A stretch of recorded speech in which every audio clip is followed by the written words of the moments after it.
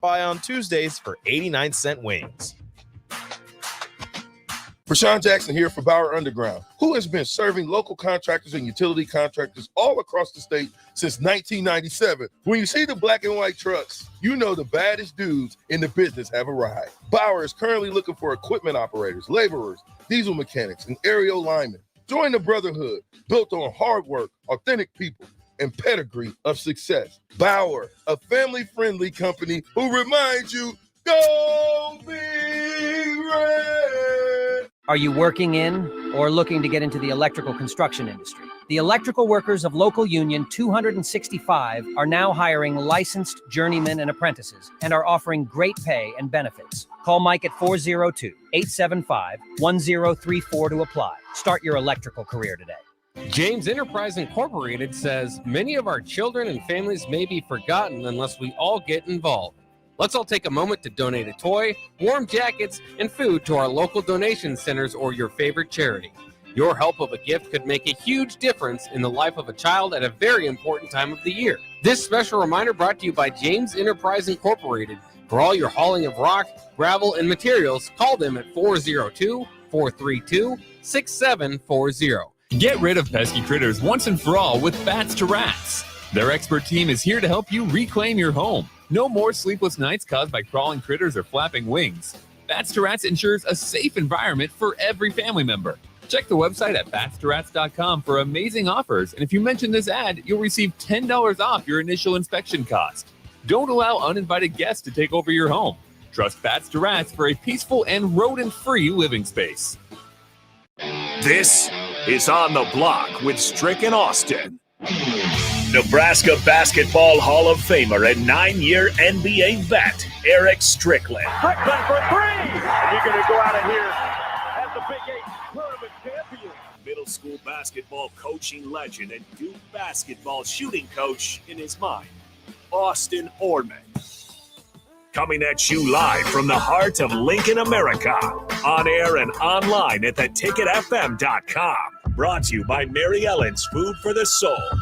This is On the Block with Strick and Austin. Welcome to it. Happy, in the words of Erick Strickland, Friday. That's right. We did it the first week, really, back from New Year's. We're here.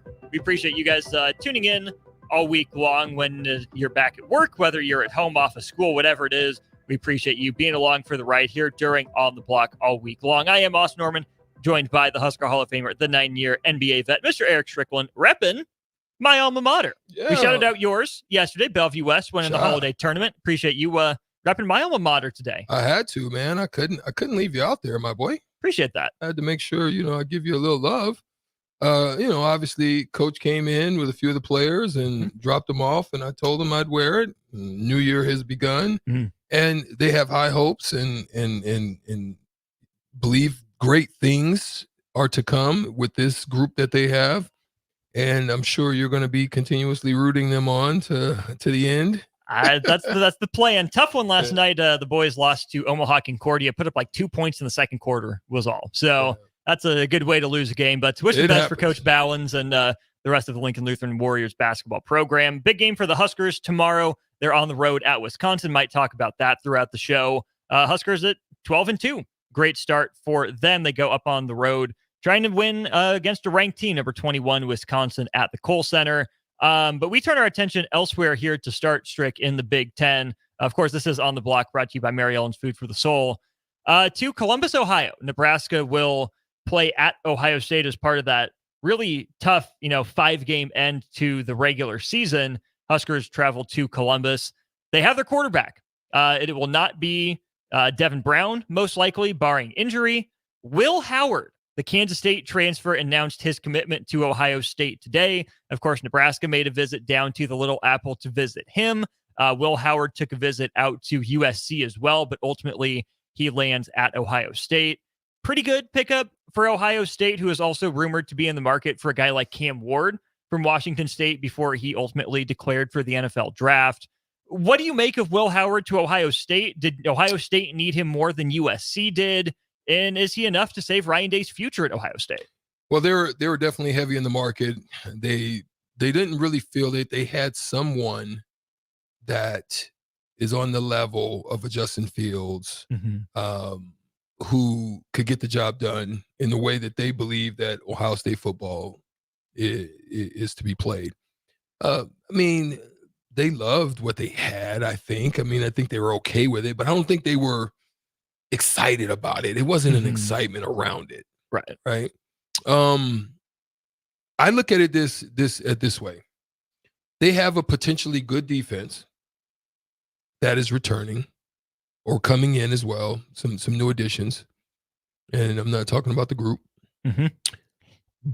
And they also have a nice, core group of solid guys. I mean, obviously, you're going to hate to lose Marvin Harrison Jr. And gosh darn it, my mind just drew a blank just on that minute. Cade Stover? No, tight end? The receiver that just left. Oh, Fleming. Yeah. They're going to hate to lose that, but they always try to retool and revamp. They got the number one receiver in the country coming in Jeremiah Smith. Yeah. So they're going to have some tools there. They got some good skill players. But ultimately, I think they feel that he's a type of guy that could get the job done. Now, he's not going to have the legs like they've had in the past with guys there. But he's definitely got the IQ. He's got the arm. He's got every component that you would need in the style that Ohio State plays. And so I don't know if it's there to save him because it's a 1-year thing. Right. So everybody's going to be looking at it as it's payola, pay to play and get in and try to win. But ultimately, I just don't know if it's enough to save. I think if they continue down the track that they have as far as Michigan is concerned, obviously coming into a new realm of Big Ten, is it enough? Is there somebody that they have in the weight, or somebody that they're looking at? How do you feel they did as far as even in the recruitment of a 2024? Do they have somebody in 2025? I don't know. It's no buzz around that aspect. Their skill positions, their defense, other aspects of their 5 stars. I just haven't seen anybody on the quarterback side that's wooing the crowd right now. So the quarterback that they end up with for the 2024 class is Erick Noland. He's out of Langston Hughes in Georgia, 4-star rated 95. That's his grade. Who's really good. Like, he's a top 5 quarterback in the country in terms of recruit. But let's not forget, Strick, Dylan Raiola committed to Ohio State first. He wasn't a Georgia commit the whole time. He started out committed to Ryan Day and the Buckeyes.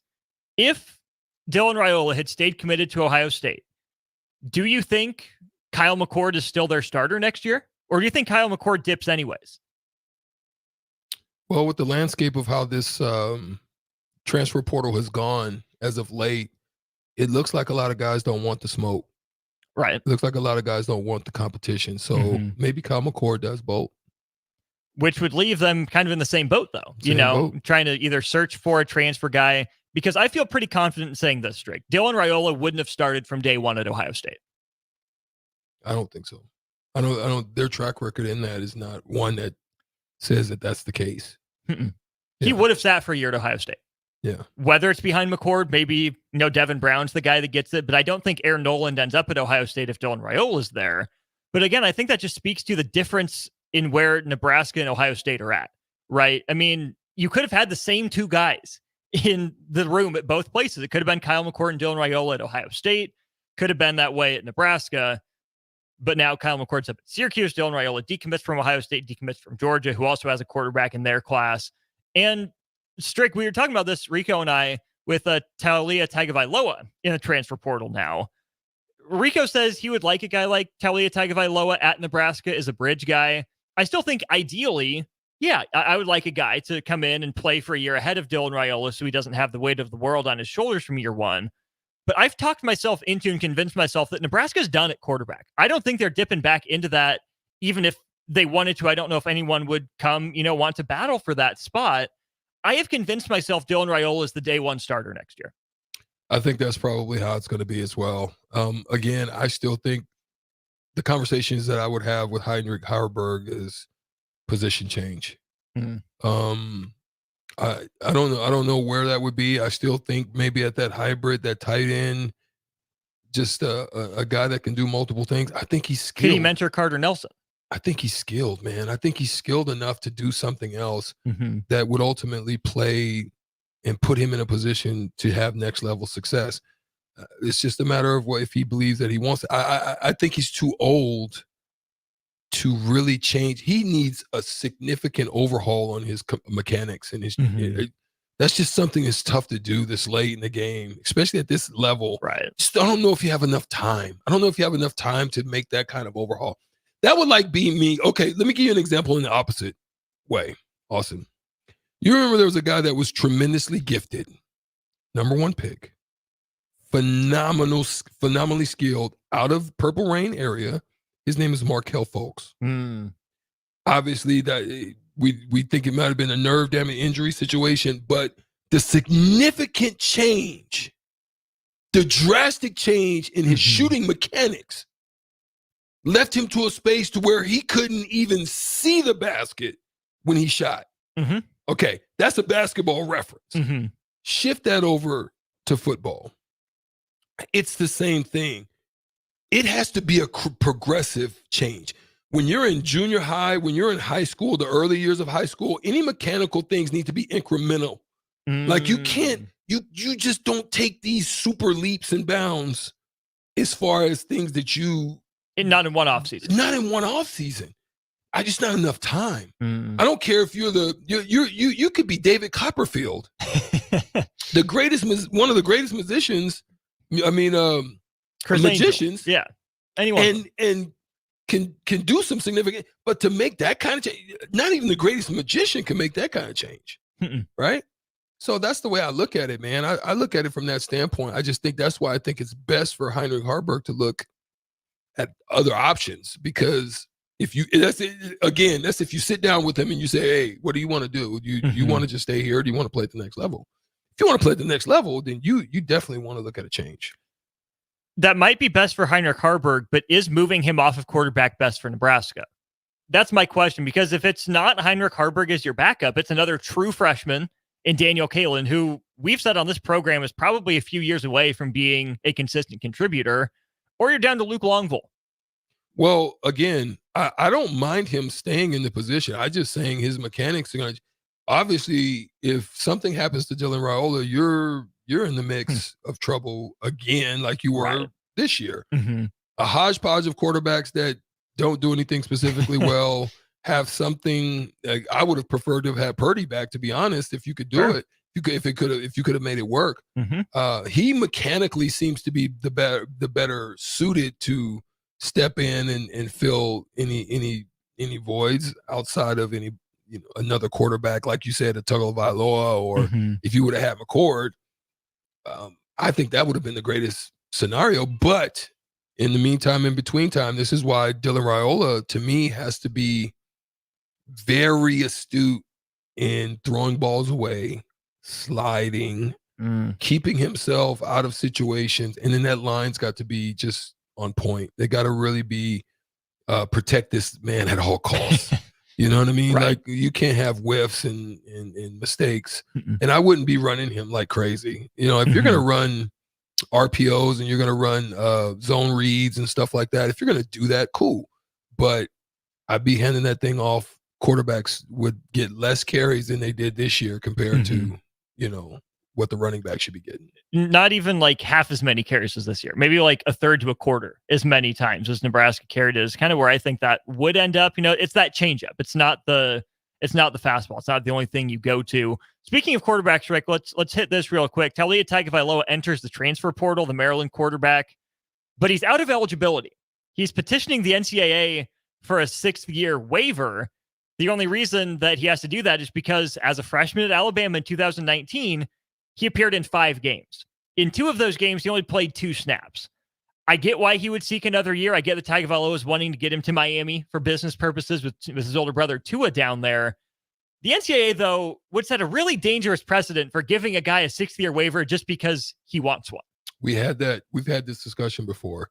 This is one of the areas I think that the NCAA is going to hold firm on, is not offering and giving waivers easily. Like, it's got to be like basically probably injury related. Right. Like really injury related, where yes, you did hit a threshold, barely hit the threshold, but the injury was so significant that yes, you can offer a waiver for somebody. But I'm telling you this, man, if they open that floodgate, it's going to cause a ripple effect of trouble all throughout the transfer and the transfer portal landscape, because that is a precedent that you're going to break. And if you break it for that, then everybody in the past and everybody that you said no to is going to be all types of suits. And I mean, I would leave that one alone if I'm them. I'm with you as well, but it is kind of funny to point out that, and they've been stern on it. Like they have not bended on those. I mean, what Erick Gilbert, even as he was petitioning, now it was a different type of petition. But even still, they were holding firm on a lot of those as well. The similar types and the double transfers and so forth. And so they even were holding pretty stern on those. They did, which makes it even funnier that Oklahoma State's Alan Bowman was granted a 7th year. He got a waiver for his 7th year of college football yesterday. Wow. He is at Texas Tech to start his career, breaks his collarbone a couple games in, goes to Michigan. He redshirts there, doesn't see the field, transfers then to Oklahoma State. So he had an injury year. He had a redshirt year, and he had his COVID year. That's how he gets the 7th year of eligibility. So he'll be back for Oklahoma State next year. Well, he's a grown man. He's 24 when the season starts, Tricky. He's a grown man coming back. Boy, I would have. Yeah, I'm glad I was out the door by the time I hit that age. But do you remember Brandon Whedon? Yeah. He was 28 when he played college football. Yeah. Quarterback. Yeah. Because he was at the Yankees baseball system. Yeah. I remember that. Oh, funky quarterback waivers. They'll go away at some point. Probably not soon. He's Strick. I'm Austin. This is On the Block here on 93.7 The Ticket. If you've got any thoughts on anything we're talking about, let us know. 402-464-5685. That's the Starter Heyman text line. Give us a call on the Honda of Lincoln hotline, or you can also comment on either the Facebook, YouTube, Twitch, or Twitter streams. And a big thanks to Allo for sponsoring Now Channel 961 all across Nebraska. That's right. It's not just 951 in the Lincoln area. It's 961. So you don't have to be here in the 402. Our friends in the 308, you can watch us live in living color as well. When we get back, we'll dive into the NFL playoff picture. 5 spots still up for grabs. What are some of the key games to monitor this weekend? Who do we think's in? Who do we think's out? All that and more next on The Block. This is Brad with Midwest Bank, proudly serving our Nebraska communities for over 70 years. We're a community bank, making local decisions, supporting local organizations, and helping local businesses and farms succeed. We are dedicated to serving our clients and helping them meet their financial needs with sound, innovative banking solutions. From an array of checking and deposit accounts, cash management services, to small business, real estate, and ag lending. We're here for you. Your community, your bank, Midwest Bank. Find out more at midwestbank.com. Member FDIC. Wall-to-Wall Wine and Spirits is now open in Lincoln. Shop our expansive collection of wine, beer, spirits, and cigars at 5040 North 27th Street. From top-shelf liquor to crowd-favorite beer, Wall-to-Wall Wine and Spirits has a beverage for every taste and every budget. Plus, join our loyalty program to earn rewards and save on future purchases. Shop Wall-to-Wall Wine and Spirits at 5040 North 27th Street in Lincoln. That's 5040 North 27th Street. Rosie Sports Bar and Grill. Open for lunch and dinner at 10th and P or at 1501 Center Park Road. Where will your path take you, traveler? To seek fortune in a new career? Or on a journey to distant lands for a well-deserved vacation? Wherever you go, one distraction could spell disaster. You can change your fate, adventurer. Don't drive distracted. Paid for by the NDOT Highway Safety Office. My dream was to work in commercial banking, but it required a college degree and I didn't have one. I found out that Doane had classes for adult learners on the Lincoln campus and online. So I earned my bachelor's degree, and 5 months later, I landed my dream job. I decided to continue my education, and now I'm working on my MBA at Doane. For me, the Doane experience has been life-changing. A team succeeds when they work together. Banking's no different. At UBT, we're in your corner for every financial move you want to make. Your money's backed by a roster of experts who put in the work to know you and your community. So whether you're opening a savings account, buying a home, or planning your future, you always know who to turn to. Working together toward your financial goals. That's a win in our playbook. Union Bank and Trust. Equal housing lender, member FDIC. Discover the difference that expertise and experience can make in your real estate journey with Next Ag Appraisal and Realty. Whether you need an appraisal, sales, or farm management, Next Ag comes up with a solution with your legacy and goals in mind. Next Ag isn't just their name, it's your future. So why wait? Visit their website today at www.nextagrealestate.com or give them a call at 402-380-0432 and turn your dreams into reality. Your land, your legacy, their solutions. Next Ag Appraisal and Realty. Golfing in 72 degrees and perfect conditions in Nebraska doesn't seem possible in the winter, but it is. Double Eagle Golf is your escape from the bone-chilling cold outside and a reason to keep your clubs out year-round. Book a bay with some friends for a weekend or come by for golf and happy hour on a weekday. Spring leagues begin in February. Get signed up today. That's all at Double Eagle Golf inside the Kinetic Sports Complex at West O Street. Online at doubleeagle.golf. Prashawn Jackson here for Bauer Underground, who has been serving local contractors and utility contractors all across the state since 1997. When you see the black and white trucks, you know the baddest dudes in the business have arrived. Bauer is currently looking for equipment operators, laborers, diesel mechanics, and aerial linemen. Join the brotherhood built on hard work, authentic people, and pedigree of success. Bauer, a family-friendly company who reminds you, go Big Red!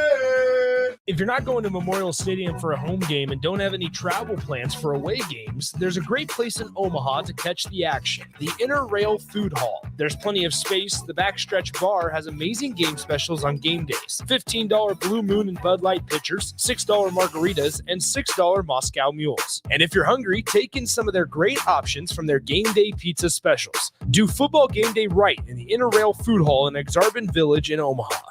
Walters Painting Incorporated salutes our Vietnam veterans this holiday season. Our Vietnam veterans fought in a difficult, complex war. Please offer the long overdue respect they deserve.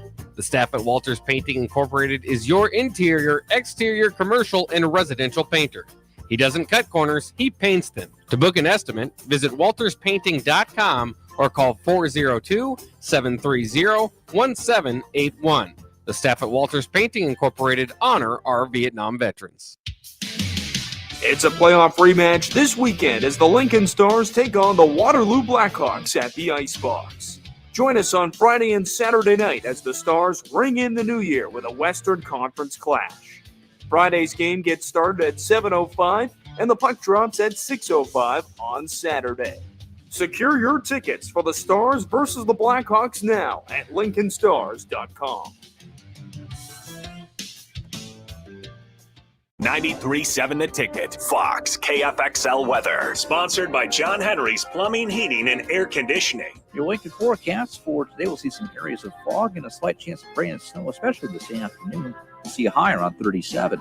Tonight, a slight chance of snow going to continue, otherwise mainly cloudy, with a low around 25. And tomorrow, mostly cloudy with a slight chance of snow. We'll see a high around 37. I'm meteorologist Kyle Klecker from 93.7 The Ticket and theticketfm.com.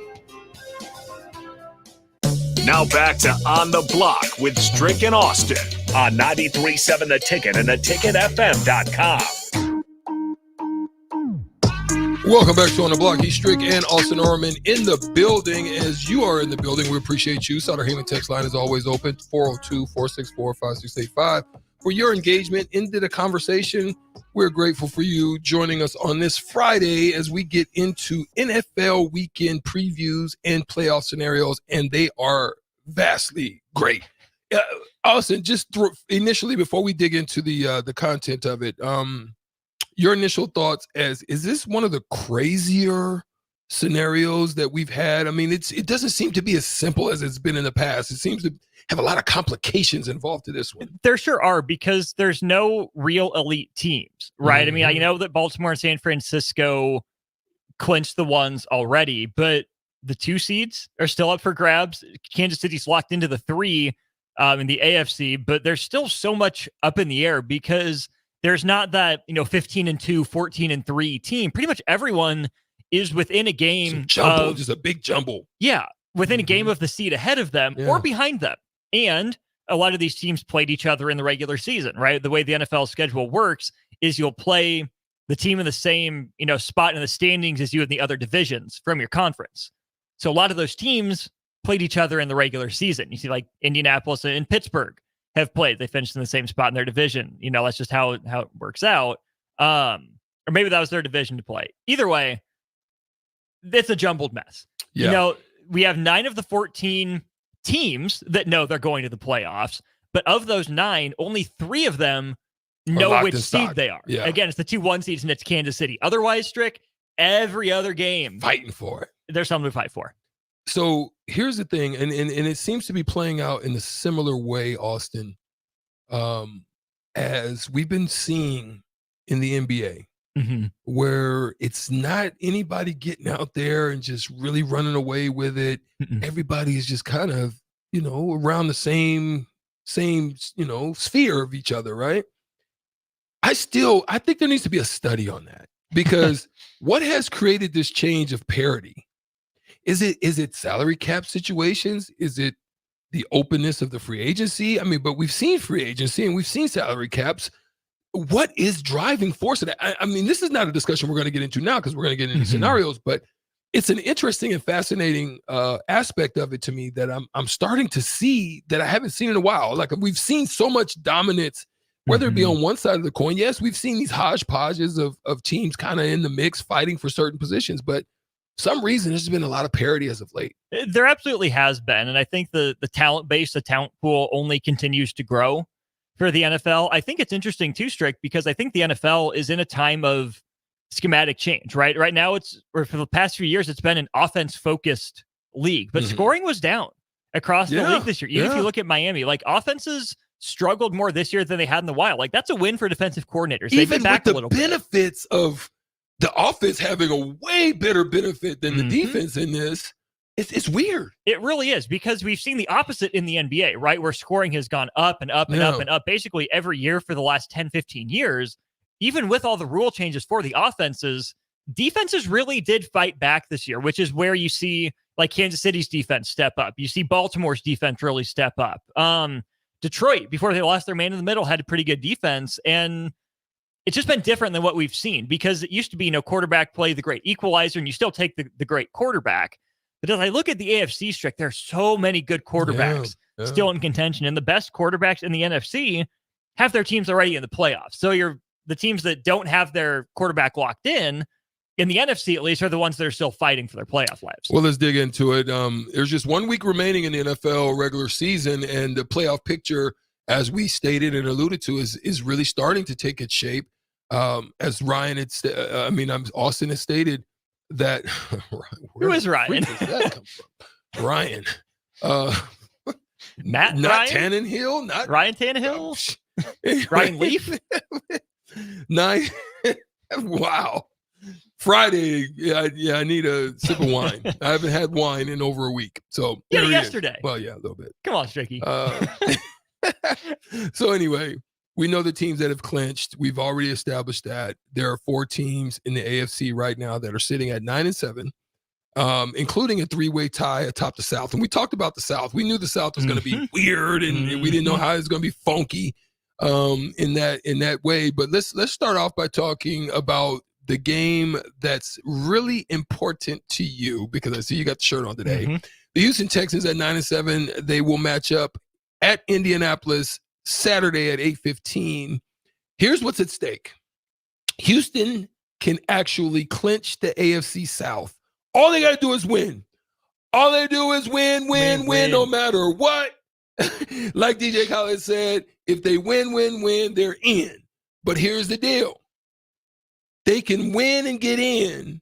And if Jacksonville loses in as well, or ties, they also could get in.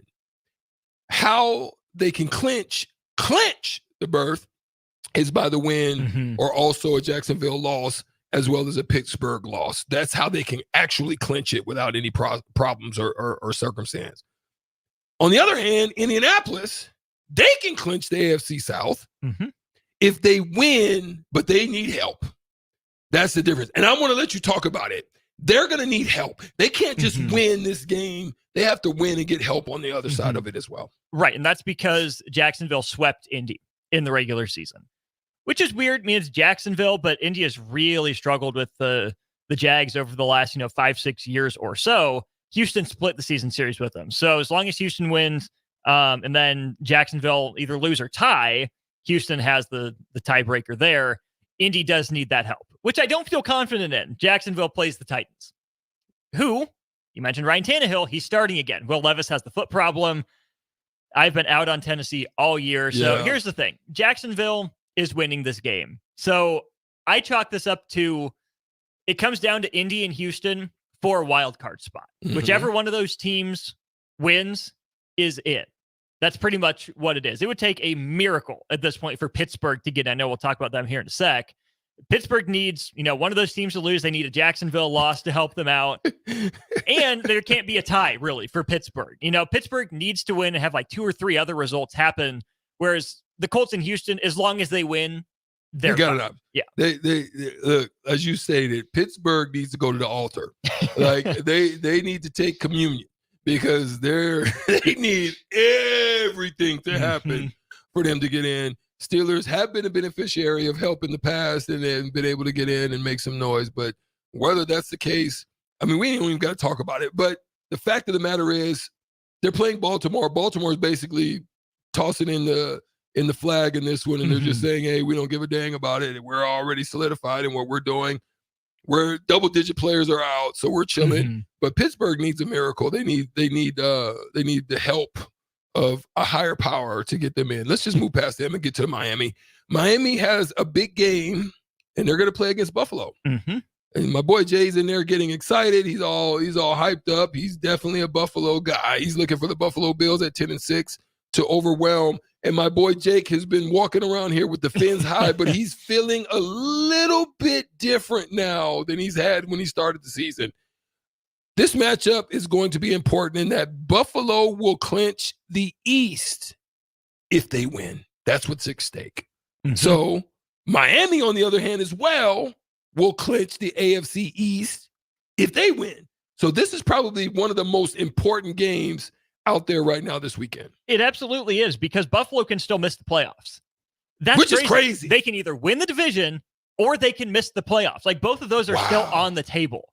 So it would take, a lot of different results go in a certain way. Like, Buffalo is pretty much in the playoffs at this point, but there are situations where a Pittsburgh win and either Indy or Houston wins, no tie. If Buffalo loses, they might be out. Yeah. It's wild to think that Buffalo, think about how we talked about them, early in the year, Strick. They're done. They're washed. There's all the drama, and they still might win the division because of all Miami's injuries. Miami looked like the best team in the NFL for more than a few weeks. But then the injuries, especially on the defensive side of the ball, and then Tyreek Hill, who had a really good shot to be Offensive Player of the Year, his injury, we know how big a loss that's been for that team. So Miami went from in the driver's seat in the AFC, an improved defense. They play enough defense with maybe the most explosive offense in the NFL. You look at Mostert and A-Chain for the running game too. Like, they're versatile on offense, but the injuries on defense, they haven't quite been able to outscore teams like they had before. I want to shout out Eric on the text line. Yes, go Colts. Amen to that. And I think it's worth just reading through what can happen for Pittsburgh to get to the playoffs, because people are trying to say they thought it was just a simple. No, it's not simple. It's really not. So this is from ESPN, their story on this. Okay. How the Steelers can clinch a playoff berth. There are 5 ways. Pittsburgh win plus Buffalo loss. They're in. Pittsburgh win plus Jacksonville loss or tie. Okay. Pittsburgh win plus a tie in Houston and Indianapolis. So if either of those 2 teams win, they're above Pittsburgh in this pecking order. But Pittsburgh would be ahead of Jacksonville if Jacksonville loses or ties. Okay, so a Pittsburgh tie, if the Steelers tie the Ravens, would need to be combined with a loss by Jacksonville and a result in Houston or Indy. Just as long as it's not a tie, again, I give them the tiebreaker over Pittsburgh if the Steelers tie, or the Steelers can get in if Jacksonville loses, if Denver wins, and Houston-Indy does not end in a tie. Mm-hmm. It is super convoluted. It's complicated. It's not Pittsburgh. simple. No, it is not simple for Pittsburgh. It's probably more simple for Buffalo and Miami than it is for Pittsburgh right now to get in. We talked about Jacksonville. Jacksonville is pretty simple. Clinch the AFC South. Win, no matter what. That's the key for them. But in order for them to clinch, that changes the dynamic for them. What's going on with Jacksonville? And they've been here before. They have. They got here last year. Yeah. Right? They were down big to the Chargers and biffed it. Right? Chargers biffed it. Jacksonville ends up coming back. Strick, let's take a break and let's close out the hour with the NFC. How does that sound? Sounds good. A lot going on in the NFC as well. We'll wrap up this hour on the block with that. Attention all Wings fans. 89-cent wings are back on Tuesdays at Buffalo Wings and Rings in Lincoln. Enjoy the best wings in town for boneless or traditional at a price that makes the whole family happy. And now at the Williamsburg Village Wings and Rings, you can enjoy $1.50 tall boys in Bud Light, Coors Light, Busch Light, and Michelob Ultra every day after 7 p.m. and all day on Sundays. Get to Wings and Rings today and make sure to stop by on Tuesdays for 89-cent wings. Rosie's Sports Bar and Grill. Open for lunch and dinner at 10th and P or at 1501 Center Park Road. Where will your path take you, traveler? To seek fortune in a new career? Or on a journey to distant lands for a well-deserved vacation? Wherever you go, one distraction could spell disaster. You can change your fate, adventurer. Don't drive distracted. Paid for by the NDOT Highway Safety Office. It's phishing season. Bad actors are trolling your business emails, luring you and your employees to take the bait and steal your private information. Make sure your cybersecurity keeps your business from being the catch of the day. At Hamilton, cybersecurity is our business. We are experts at keeping your network and business information secure and off the hook. Contact Hamilton for a vulnerability assessment today. Hire your local experts. Hire Hamilton at hamiltonisbusiness.com. Golfing in 72 degrees and perfect conditions in Nebraska doesn't seem possible in the winter, but it is. Double Eagle Golf is your escape from the bone-chilling cold outside and a reason to keep your clubs out year-round. Book a bay with some friends for a weekend or come by for golf and happy hour on a weekday. Spring leagues begin in February. Get signed up today. That's all at Double Eagle Golf inside the Kinetic Sports Complex at West O Street. Online at doubleeagle.golf. Rico here with HIS Auto Care at 70th and Van Dorn, letting you know HIS is a great place to bring your vehicle for service. With superior service bumper to bumper, we'll treat your vehicle like it's your mother's. Doesn't get any better than that. So call 402-488-8934 and HIS Auto will make you glad you did. 5% off, mention this ad, and for sure your mother will be proud you called. 402-488-8934, HIS Auto Care, 70th and Van Dorn. God bless you. Working at Continental in Lincoln isn't a job, it's a career. And right now, they've raised wages again, and they're hiring for production operators at $24.62 per hour, which grows to $28.97 per hour within 3 years. Skilled trade positions now start at $33.36 per hour, with opportunities to make more based on certifications. Continental also has salary jobs available and great benefits, plus medical and prescription costs at very low premiums. Dental, vision, and life insurance are offered at no premium cost to the associates with increased bonuses and vacation for new hires. To learn more or apply, go to continentaljobs.com with keyword Lincoln. Come work at Continental today. 93.7 The Ticket. Fox KFXL weather. Sponsored by John Henry's Plumbing, Heating, and Air Conditioning. Your Lincoln forecast for today will see some areas of fog and a slight chance of rain and snow, especially this afternoon. We'll see a high around 37. Tonight, a slight chance of snow going to continue, otherwise mainly cloudy with a low around 25. And tomorrow, mostly cloudy with a slight chance of snow. We'll see a high around 37. I'm meteorologist Kyle Klecker from 93.7 The Ticket and theticketfm.com. The Mill Coffee and Tea, formerly with 4 Lincoln locations, but now 5 Lincoln locations. That's 25% more locations than there used to be. Can you even imagine a world where there's only 4 Lincoln Mill locations? Feels like ages ago. We were all so young then. The Mill on 11, located right alongside the 93.7 The Ticket studios at 1040 O Street. James Enterprise Incorporated says many of our children and families may be forgotten unless we all get involved. Let's all take a moment to donate a toy, warm jackets, and food to our local donation centers or your favorite charity. Your help of a gift could make a huge difference in the life of a child at a very important time of the year. This special reminder brought to you by James Enterprise Incorporated. For all your hauling of rock, gravel, and materials, call them at 402-432-6740. Alexa, play 93.7 The Ticket. Okay, playing 93.7 The Ticket. Alexa, turn down the lights. Dimming the lights. Alexa, order a pizza, the big one, all the toppings. Are you sure that's a good idea? Alexa. That's a lot of pizza for just one man. Alexa, just do it. Stop judging me, just do it. As you wish. Thanks, Alexa. You're my best friend. Discover the difference that expertise and experience can make in your real estate journey with Next Ag Appraisal and Realty. Whether you need an appraisal, sales, or farm management, Next Ag comes up with a solution with your legacy and goals in mind. Next Ag isn't just their name, it's your future. So why wait? Visit their website today at www.nextagrealestate.com or give them a call at 402-380-0432 and turn your dreams into reality. Your land, your legacy, their solution. Next Ag Appraisal and Realty. Now back to On the Block with Strick and Austin on 93.7 The Ticket and theticketfm.com.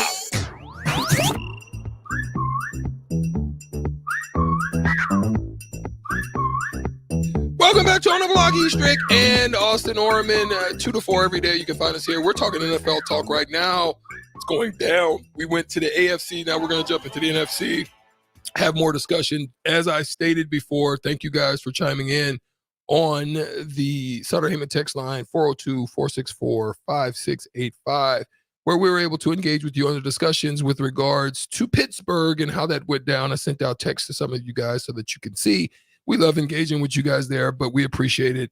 Continue doing so right there, as well as the Allo VIP line is also open to you at the same number, where you can call in if we're able to take it at the time and we're not too deep in a conversation. We'll answer the phone and join you into the conversation as well. So let's continue on, Austin. Let's move on to the NFC. And obviously, it's very simple for Dallas. Very simple. All you do is win, win, win. But do you trust Dak? I trust Dak against the Commanders. I trust Dak more than I trust that Washington franchise. Right, that's a fact. I don't know what's going on with them. They're a cluster, right now. They just clinch. They win the East. Mm-hmm. Simple as that. In the playoffs already. Clinch, win the East. But here's the thing. Did you think at the start of the season that they would be NFC East potential with one game to go winners? I still thought there was enough talent in Philadelphia to overcome the coordinator losses. And that's a group that was resilient last year, that unlocked a lot of what Jalen Hurts had. They had DeAndre Swift, who's been as advertised for them. I thought there was enough talent there. I don't know if it's the turmoil with the coordinator turnover, or if the Eagles were maybe out over their skis a little bit last year. They seemed legit. They really did. But they've won some close games this year. They've regressed in some pretty key areas, got older, lost some key guys to free agency as well after that Super Bowl run. So credit Dallas, for taking a little bit of a step forward. But I think this has been a bigger step back for Philly than I anticipated. I would have to agree with you. But then we're talking about trust. Mm-hmm. That's one of the things that I think that's uniquely different on the other side of the spectrum. Seems that their quarterback situations seem to be a little bit more rock solid. I think there's been such a little bit of roller coaster ride on the NFC side of things. You find that with Jalen Hurts. We found that with Dak at times, some of the struggles that he had there. And then here's one that we've seen go on the Six Flags, the Disney roller coaster. I don't care any roller coaster that you can find in America. This man has been on it, and he's Baker Mayfield. They find themselves playing against the Carolina Panthers. That's probably the greatest thing that's working for them right now. It's one of the situations that they can actually clinch the NFC South. And we talk about how garbage that is as well. The NFC South, they can clinch it with just a win, but they can also not clinch it, but they can also get in with regards to a tie plus a New Orleans Saints loss or a tie. So trust again, Baker Mayfield to get you in to the playoffs. We've seen him do it in Cleveland. Little regression as he's moved on. Back in an opportunity to do so in Tampa. Does he get it done in Carolina, or are they've given up the ghost? If he doesn't get it done in Carolina, something is terribly wrong. Tampa Bay has the easiest path to winning this division right now. They're 8-8. New Orleans is 8-8 as well. But the Falcons at 7-9 can also still win the division. That's crazy. So do you trust Baker Mayfield? Do you trust Derek Carr? Or do you trust some combination of Desmond Ridder and Taylor Heineke? Probably Baker, but just because Atlanta's not quite as trash as Carolina. This NFC South, Strick, it's both South divisions aren't great this year. Tampa Bay and New Orleans at least have positive point differentials, unlike pretty much everyone in the AFC South. But if Tampa Bay should win, they took care of business, right? It's Carolina. There's no way they lose that game. That's what division should be theirs. Now, like you said, they can still get in, but do you see Green Bay losing to Chicago? No. I don't. So if they lose, they're probably out of the playoffs because someone has to win Atlanta and New Orleans. I mean, I guess it could end in a time, right? It could. But the only way into the playoffs for Atlanta is for them to beat New Orleans and for Tampa Bay to lose. They have enough tiebreakers. New Orleans does have, a few more scenarios that they could go their way. Obviously, they win, Tampa loses, the division is theirs, or, they could even tie and Tampa could lose. But it just comes down to, at the end of the day, there's no way Tampa should be able to blow their hold on the division. Yeah, and I think you see the same thing with Philly, right? Yes. Playing against the Giants. It's a very similar situation. They would need help. They still have to win and then have Dallas to lose, which I don't know if we can see that happening. Now, Arizona has snuck up and did some damage, basically gave Dallas the love. They sure did. By that win they had last week over Philly. But now they've got to face, at Arizona, a Seattle team that's looking to get in with a clinch. They can do so by winning and also have Green Bay take an L. Don't think that's favorable on their behalf. So they have a lot of trouble that's facing them in order to get in. Do you think it happens? I think probably Seattle's not on the outside looking in just because Chicago, who has been playing better football recently, I just still don't think they beat Green Bay in Lambeau. If that game was in Chicago, you could maybe talk me into it, but I like Green Bay up in Lambeau with everything to play for. And again, Seattle can still get in, but a loss absolutely kicks them out. They can get in with a tie and some help, but Arizona has snuck up on people, especially that win last week. So I do think Seattle gets it done. I just also think Green Bay does. So I think Seattle's on the outside right now. We just stated that Green Bay is pretty much just go and take care of business against the rival, a rival in your home, and you're good to go. Lastly, before we get out of here and go to break for the second hour of On the Block, we've got Minnesota at 7-9 at Detroit, and it looks bleak for them. Thoughts? It very much does. Not quite Atlanta-esque, right? Because Atlanta can still, win the division, whereas Minnesota can't. But Minnesota needs to win. They need Green Bay to lose, and they need either Tampa or New Orleans to straight up lose, not just tie, but they need either Atlanta to win or Carolina to win. Neither of those, seem plausible, like we were just talking about. So good for the Vikings clinging to life with everything that's gone on in their quarterback room as well. But it's the simplest for Green Bay. They've been one game better all year than the Vikings. So I think I still roll with the Packers there. There it is. That's the breakdown of all the different scenarios that are presented over the weekend.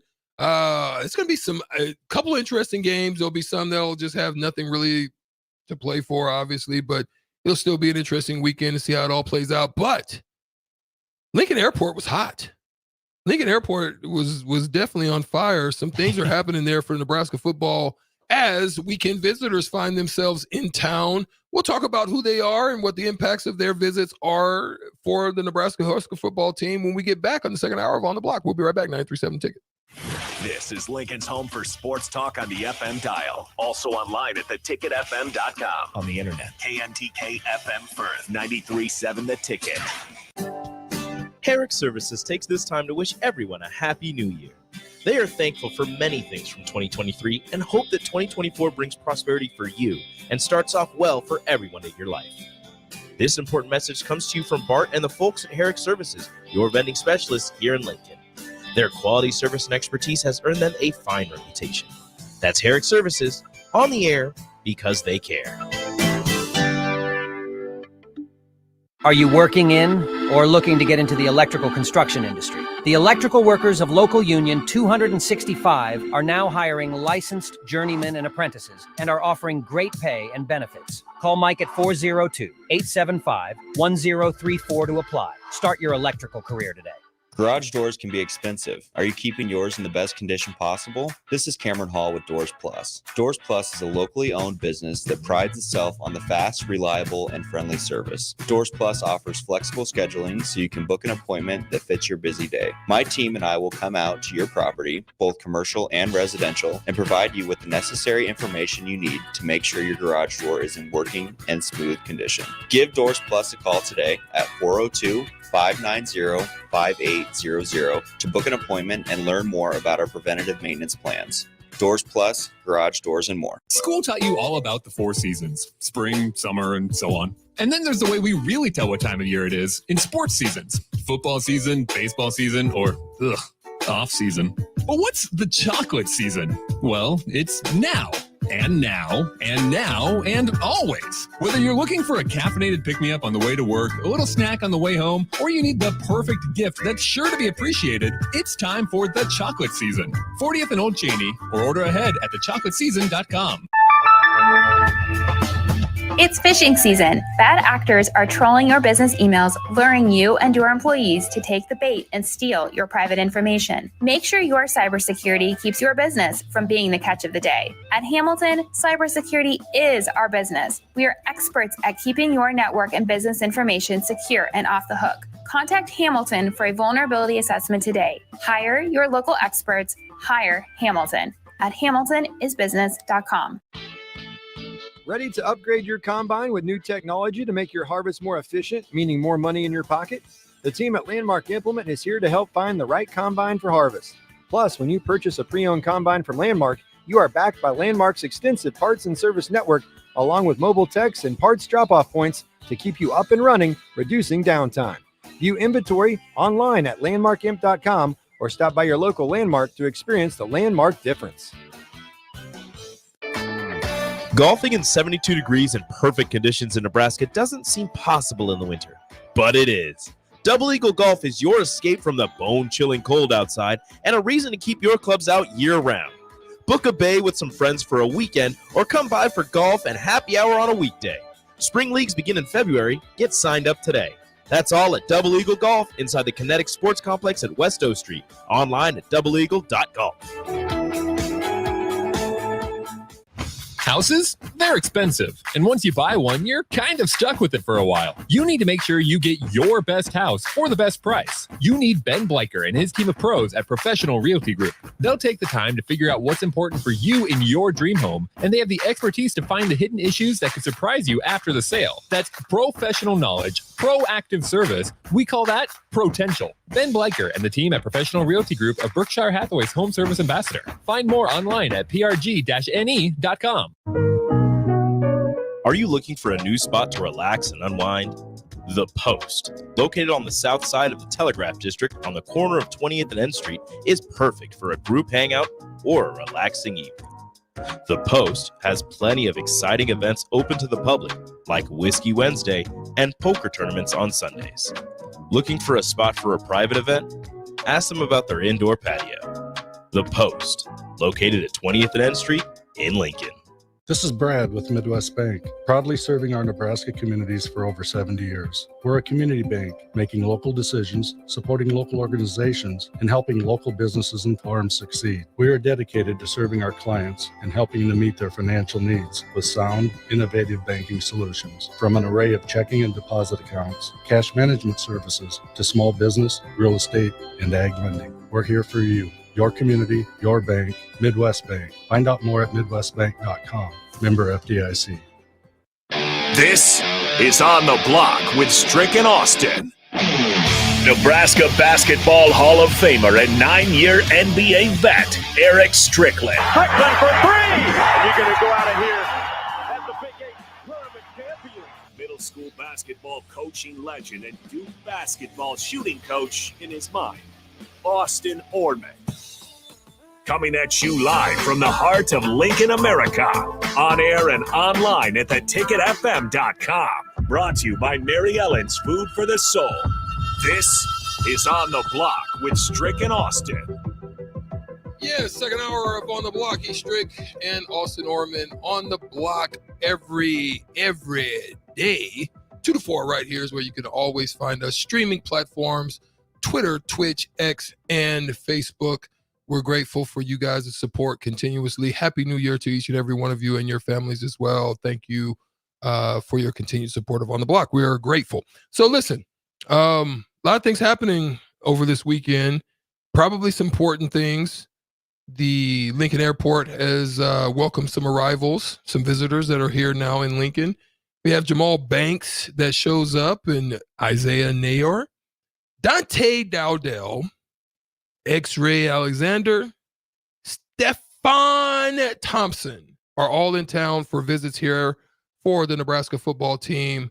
What are your thoughts? What are the needs? What are the expectations? What are the hopes? We know that Dylan Raiola is in town to kind of help in this process of bringing some of this talent here to Lincoln to help out the program. Where are the areas that you feel are most important in those visitors that'll be arriving today? Can I say all of them, or is that a cop-out? I think it is. I think all of them are fine. I think all of them are needed. Again, we're well over 100 scholarships that are offered right now. Definitely, we know that number is going to have to shrink significantly at some point in time. We know that the transfer portal is definitely going to be open for Nebraska. It just has to. It's just part of the deal. But these particular players, the why. What is the why behind why they're here and so forth? Yeah. And so on?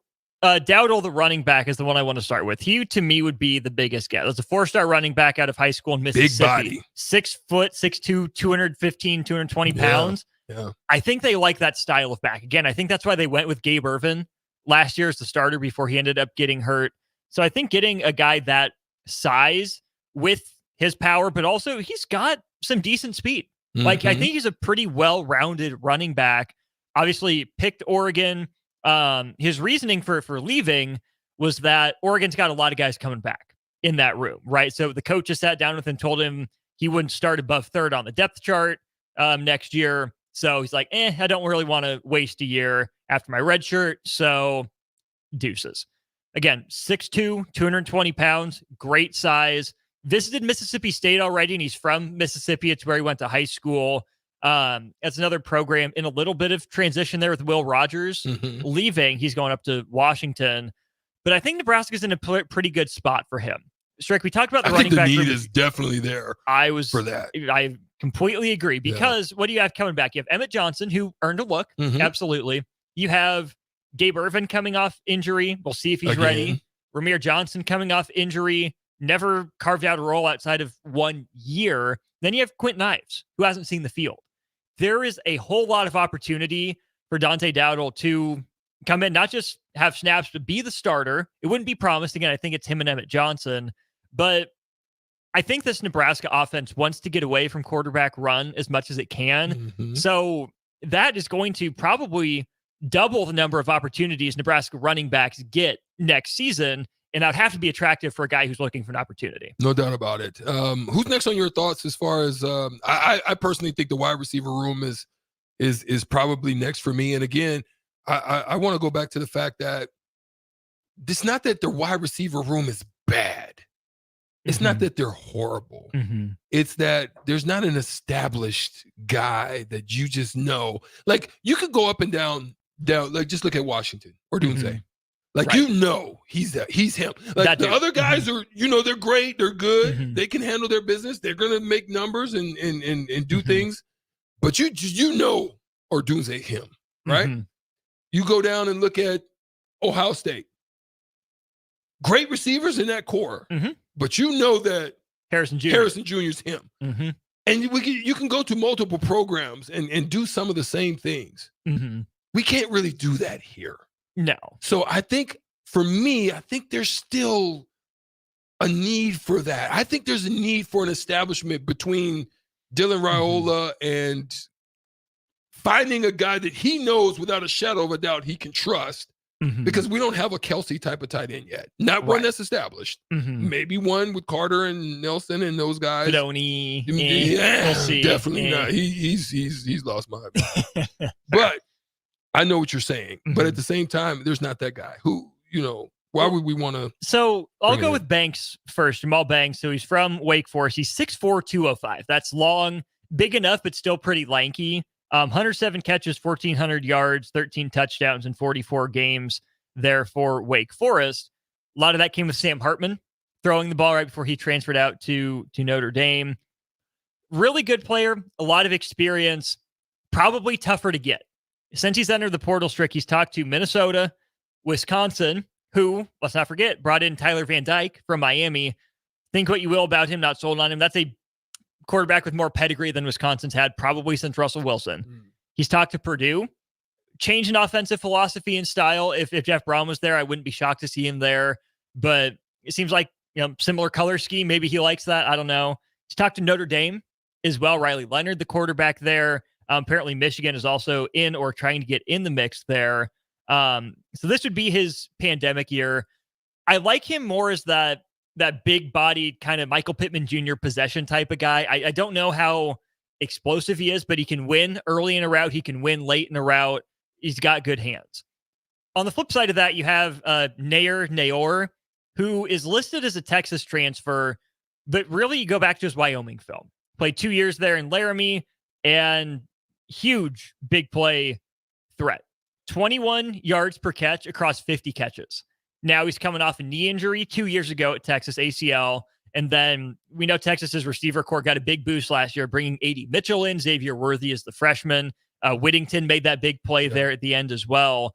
That's a pretty loaded room. So if Nebraska is able to land Nayor, I almost wonder if he's Trey Palmer 2.0 in a lot of ways. It might not be quite as fast, but I think he has more catch and run ability, where Tracing was he's going to blow right past you, right? He's that vertical deep threat that could work over the outside or the middle. Nayor, I think, has that deep threat ability, but I think he's maybe more Deshaun Jackson-ish, where he's not as big, but can hit you vertically, but is also, we know Deshaun Jackson, the punt returner, just electric with the ball in his hands. He can have some catch and run to him as well. Oh, that sounds like that's something to need, because our special teams department hasn't been very electric, so to speak, in those departments, whether it be in the kick return or in the punt return. Who else is going to be coming that you kind of feel good about? Maybe the potential of landing and the why as to why they're coming out. Say what, Stephon Thompson? Yeah, we'll start with him because he's a linebacker from Syracuse. We need that. We know Nebraska's lacking there, but yeah, that Syracuse connection, right? That's where Tony White came from. So Thompson was there for 3 years under him. Thompson started as a freshman in 2020. He has 169 tackles, 20 of them for loss and 4 forced fumbles in 36 games there. He's 6'1", 250, has a couple years left to play. Maybe a little bulkier than most. Right. But again, if he started for Tony White before, I'd like to think that, there's that it quality about him where you might like him an inch or two taller, maybe, 5-10 pounds lighter. Probably not going to stretch him out vertically, but you might be able to cut some weight off of him, make him maybe a little better side to side.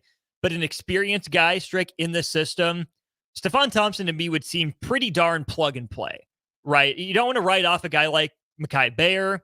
Javen Wright, I still don't know what position they want him to play. And even John Bullock, Strick. I mean, Nebraska's linebackers, you didn't see much of a drop-off from one group to the other last year, but you also didn't see anyone step up and take the reins. Like, this is my job. I'm locking it down. You can't play me off the field. I think Thompson would be another one of those rotational guys. I don't think he's a star, but if you can raise that floor enough and just be solid and dependable in the middle, I think that goes a long way.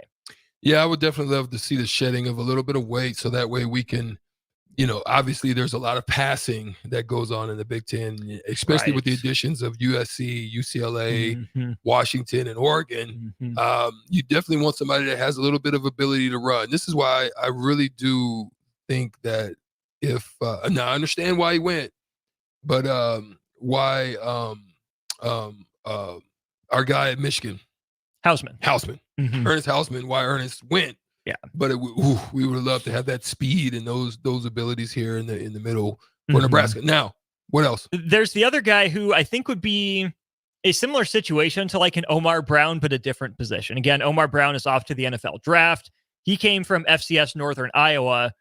Not entirely sure how to say this young man's first name. It's XE''REE. Xari Alexander. Anyways, he's from Idaho. Okay, former 3-star prospect. Nebraska offered him a few days after he entered the portal. But Phil Steele, who does all sorts of preseason prognostications, one of the most respected guys in the business, did his postseason stuff and named this young man an FCS freshman All-American, which is absolutely impressive. I mean, 75 tackles, second on his team at Idaho, 2 forced fumbles, blocked a kick. But here's the interesting thing, Strick. Idaho and the FCS, you're like, okay, he's trying to make the jump up a level. Does he have to prove himself? He was committed to Arizona State when Herm Edwards was there. We know Herm Edwards can identify talent. He brought more talent there to Arizona State. Now, did he manage that talent? Did he develop it? Not well enough to keep his job. But Herm Edwards, as an NFL guy, has an eye for talent. No doubt. So if Herm Edwards said, hey, this guy can play, he might be, kind of a Hausman replacement in a young guy who will see the field but might need a year to acclimate to the Big Ten. So again, if you can get Thompson from Syracuse and then get Alexander to play a rotational role, but then really be the guy, not in 24, but in 25, I think that'd be huge for Nebraska. That sounds good. Where does Nebraska right now, again, as now they're looking at additions, we know what their needs are. What areas outside the ones that we've identified do we feel we need to see some development? We need to see some growth. We need to see some transitions from what we saw this year. What areas of the team out? We've identified the quarterback. We know what the wide receiver room is. We know what we have coming in. But what areas now is something that we really need to hone in on as far as the growth and development internally? I think tight ends there, right? I think we mentioned it a little bit. Thomas Fidone had his first extended playing time. We got to see more from him. Wasn't really a tight end too. And Strick, I said this during the year, but Nate Borkacher wasn't what I thought. He was the leading receiver, or at least had the first catch in the spring game, had a pretty nice game. I expected more from him. I thought he was a very Big Ten style tight end where he could block, he could, be a big target over the middle to catch some passes. I expected a lot more from Nate Borkacher. I thought he went into the year as Nebraska's best tight end. We didn't see that. And we saw a lot of Luke Lindenmeyer out of Papillion instead of Borkacher in a lot of situations. So finding a second tight end, whether that's like an Ian Flint, maybe coming in as a freshman again, asking anyone to play on the line, because Flint would be more that inline guy, right? Fidone, you can spread out. I think Flint's probably going to be better, more traditional Big Ten inline tight end. That's a big ask for a freshman to come in and be ready to block, chip, help out on all these Big Ten defensive ends, be in communication against linebackers. So I think Flint's a year away or two. That's a big position. I'm curious to see what the defensive backfield looks like. It doesn't seem like it's a big, group of losses necessarily. I mean, Quentin Newsome is gone. Omar Brown is gone. I don't remember if Deshaun Singleton is gone or not, but either way, I think Singleton's back. We also have Buford back, which is going to be big. Safeties are pretty strong. Right. Just want to see some growth. Hartzog, Stricky. Up and down, right? Yeah. Up and down as a freshman too, but it's excusable. It's a freshman. I wasn't as impressed with Malcolm Hartzog this year. He seemed to be better the year before than I'm he with was. you. Yeah. Right. I mean, I can't get that Minnesota play out of my head where he gets beat to the outside, and the one thing you have to do is force the guy middle. God, I remember that too. I said the same thing. And there are some other times, we saw teams pick on him as a freshman. He's not the tallest guy. But he won his fair share of battles. I felt teams went back to picking on him late in the year, and he didn't win a high enough percentage of those battles. I need to see a step forward from Malcolm Hartzog. I still think the talent's in there, right? He's a gamer. He can be a baller, but you've seen Nebraska go get Bly Hill out of the transfer portal. That's a long, lanky defensive back. And Strick, this Nebraska coaching staff has recruited a lot of defensive backs. I get it. You need a lot of them, right? You're playing at least 4, if not 5, depending on how you quantify the rover position on any given defensive snap. Those guys are really good on special teams. So you're going to want a lot of them on your roster. So I think not only will Nebraska need to find, 2 or 3 guys that are young to step up, Nebraska's probably going to lose a few of those guys to get down to the scholarship limit. I think, to me, when I look at things, I'm looking internally in the trenches again. Like, look, those guys did a phenomenal job. Nash Hutmacher, for me, was huge. Husker wrestler Nash Hutmacher now. Yeah, listen, he was huge to me as far as what he did in the middle. It was like a match made in heaven for the positioning of what he was able to do. And I was impressed with not only his physicality of really shoring up the middle and like not giving up a lot of ground, but his footwork and his ability to get off blocks and get upfield and get pressure in the face of court.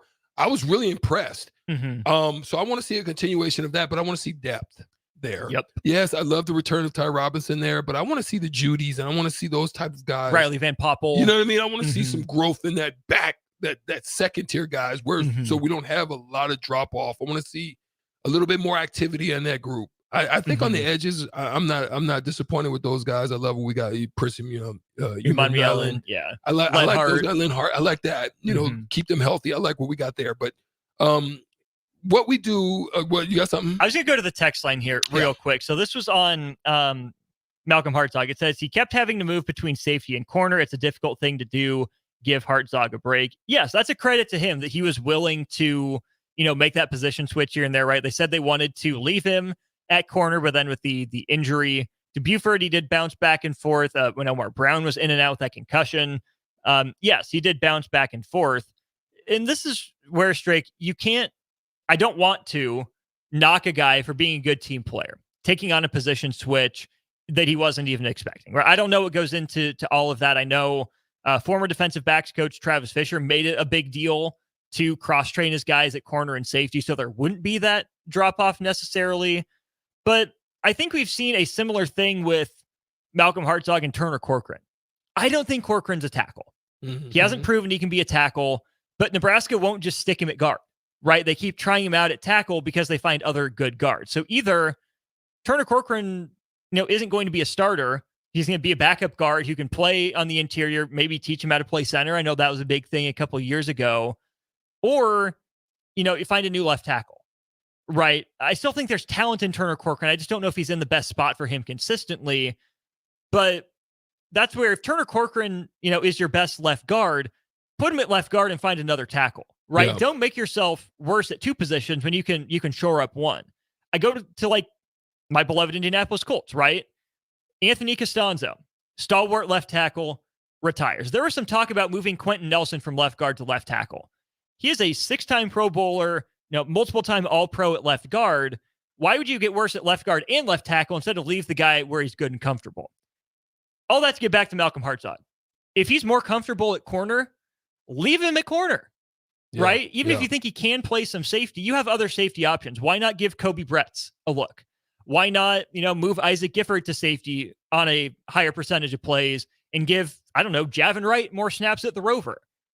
You mess with the guy's head, you mess with the guy's confidence by moving him back and forth, when if he's better at corner and you're telling him you want him to be a corner, leave the young man at corner, find other options somewhere else. Yeah, I agree. I think I agree with you on that. Unnamed texter throws out that the tight end room, 0650, the tight end room wasn't helped out by inconsistent quarterback play. Tight end room explodes after we clean up the quarterback.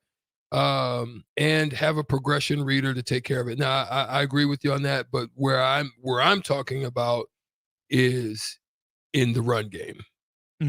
I believe our tight ends can catch and do things like that. I think they're athletic, but in the run game, the whiffing of blocks, the missing of assignments, the not wanting to put helmet to a defensive end, all that stuff. And it blew up some plays a lot of times that were costly. So that's where my issue goes to the tight end. Right. And I think that's a totally fair evaluation and assessment. And I would even push back that Thomas Fidone was targeted quite a bit by Heinrich Hartberg, right? He looked to Fidone quite a bit as his first option, made, I think 2 or 3 interceptions threw 2 or 3 interceptions, when other guys were open because he tried to force the ball to Fidone. So they absolutely have to get better at run blocking, but I think Harburg almost looked too much to Fidone, who, again, given his pedigree, if you would have told me that coming into college, Nebraska was going to be trying to throw to him too much a few years ago, I would have laughed you out of the room. But Thomas Fidone didn't necessarily earn all those targets that he got, I don't think. Yeah. And there were other options available. So I can see, both aspects of it. All right, here's the thing. We've got 2 tickets to give away for the Lincoln Stars. How about this? We have 2 sets of 2. Yeah. We got some tickets to give away. Go ahead, run it, Austin. Here's the trivia question. It's where we're going. I was going to throw something out from yesterday to see if they remembered. Ooh, okay, you do it. Austin Orman said something yesterday, and I want to see who was listening, and we'll take the 5th texter to remember. Austin Orman talked about going to hockey games. He went to hockey games a certain amount of times. If you were listening yesterday, then you would know exactly what he said if he was paying attention. How many times has Austin Orman gone to a hockey game? 402-464-5685. The fifth person that comes up with that number, we'll give those tickets to. We got 2 sets of them. And well, that's for one set, and then we'll have a trivia question for another. We sure will. But we'll come back and do that after this segment, right before the crossover. We'll come right back right after this. 93.7 The Ticket. James Enterprise Incorporated says many of our children and families may be forgotten unless we all get involved. Let's all take a moment to donate a toy, warm jackets, and food to our local donation centers or your favorite charity. Your help of a gift could make a huge difference in the life of a child at a very important time of the year. This special reminder brought to you by James Enterprise Incorporated. For all your hauling of rock, gravel, and materials, call them at 402-432-6740. 93.7 The Ticket, Fox, KFXL weather. Brought to you by Bryant Air Conditioning, Heating, Electrical, and Plumbing. Your Lincoln forecast for today will see some areas of fog and a slight chance of rain and snow, especially this afternoon. We'll see a high around 37. Tonight, a slight chance of snow going to continue, otherwise mainly cloudy with a low around 25. And tomorrow, mostly cloudy with a slight chance of snow. We'll see a high around 37. I'm meteorologist Kyle Klecker from 93.7 The Ticket and theticketfm.com. A team succeeds when they work together. Banking's no different. At UBT, we're in your corner for every financial move you want to make. Your money's backed by a roster of experts who put in the work to know you and your community. So whether you're opening a savings account, buying a home, or planning your future, you always know who to turn to. Working together toward your financial goals. That's a win in our playbook. Union Bank and Trust. Equal housing lender, member FDIC. Walters Painting Incorporated salutes our Vietnam veterans this holiday season. Our Vietnam veterans fought in a difficult, complex war. Please offer the long overdue respect they deserve. The staff at Walters Painting Incorporated is your interior, exterior, commercial, and residential painter.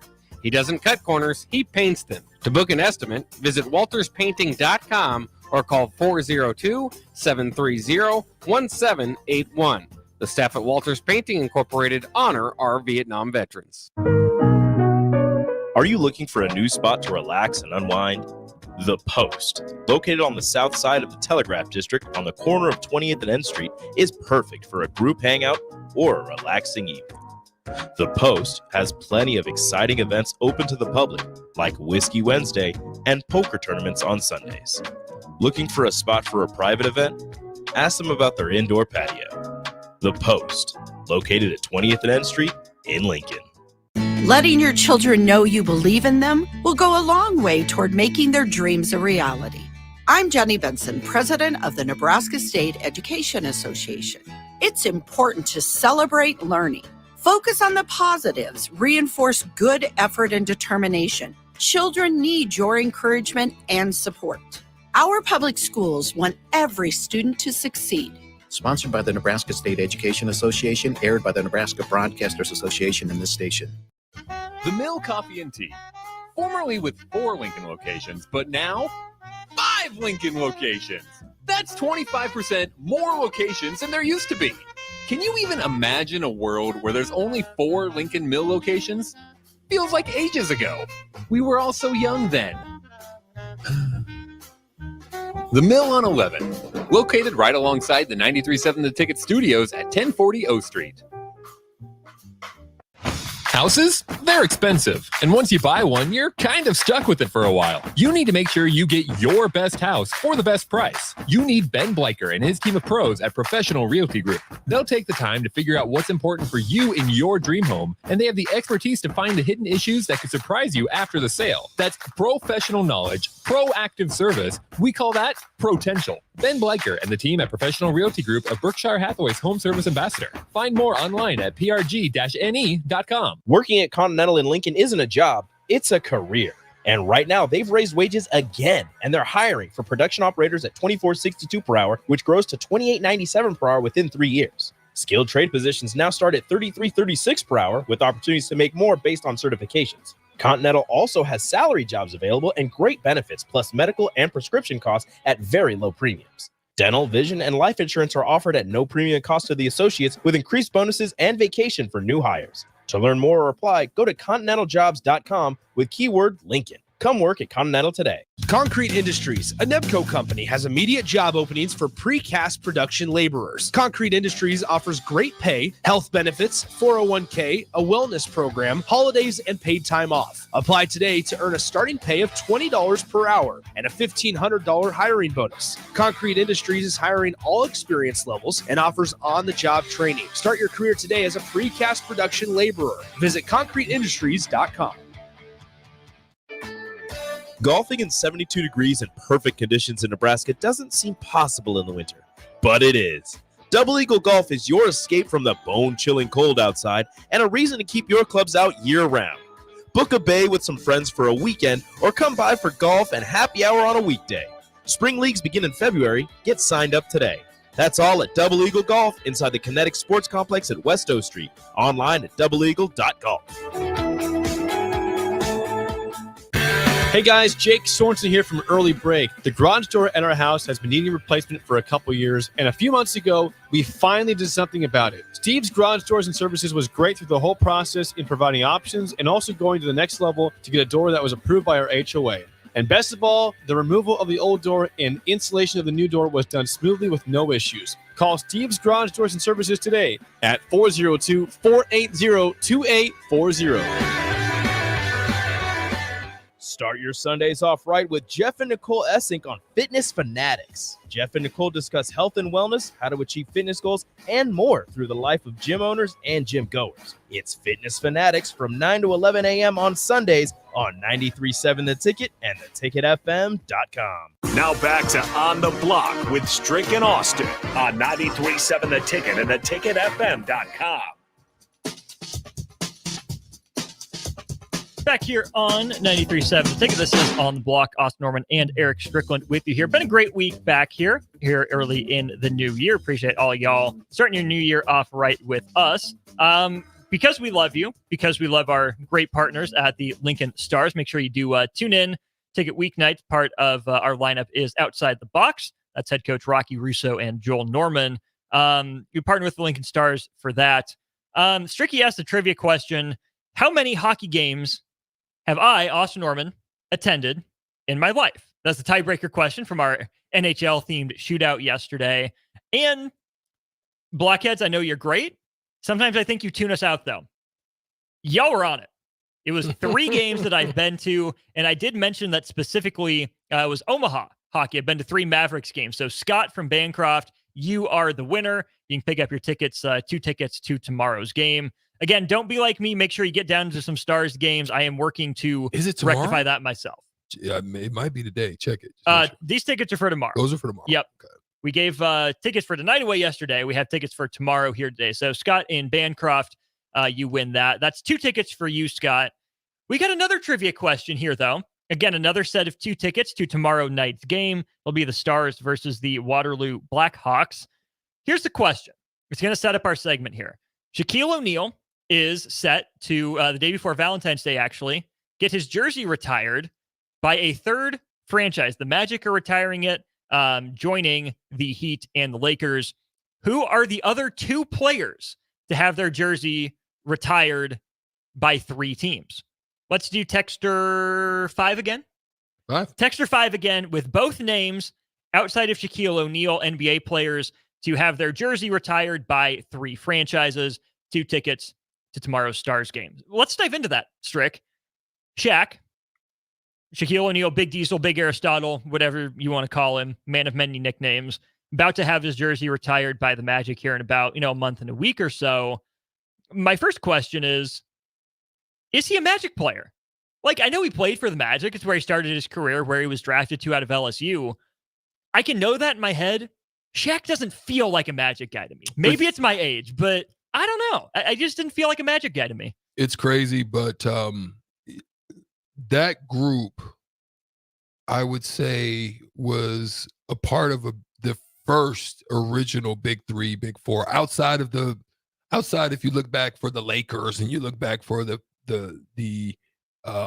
you can go back to the Celtics, obviously, with DJ and, like DJ was an unsung guy, but he was one of them. You had Danny Ainge and you had, Bird and McHale and then Parrish. I mean, it was just big names, right? As far as the full rosters. Then you can go and look at the Pistons with, Isaiah, Mark Aguirre, Dantley. I mean, you could throw in Rodman, but then you throw in Vinny and then Dumars. I mean, some of these teams were stacked. I mean, it was just guys. They may have seemed like role players, but they were guys that can get it done for you. Lakers the same. Now, when you look at the team that Shaq was on, it's in a newer era, but it was him, back-to-back number 1 picks with him, Penny, throwing 3D, Dennis Scott. Right. Then you also had, hold on. Well, you had Horace Grant to that mix eventually, right? Or was he gone by the time Shaq, or was he there when Shaq left? Well, I think you're talking about maybe his brother. Oh, right, yeah. So it wasn't Horace, but it was his brother. I'm going to tell you who it is, the other person. I've got his number in here. My name just, I just threw a blank, and it's,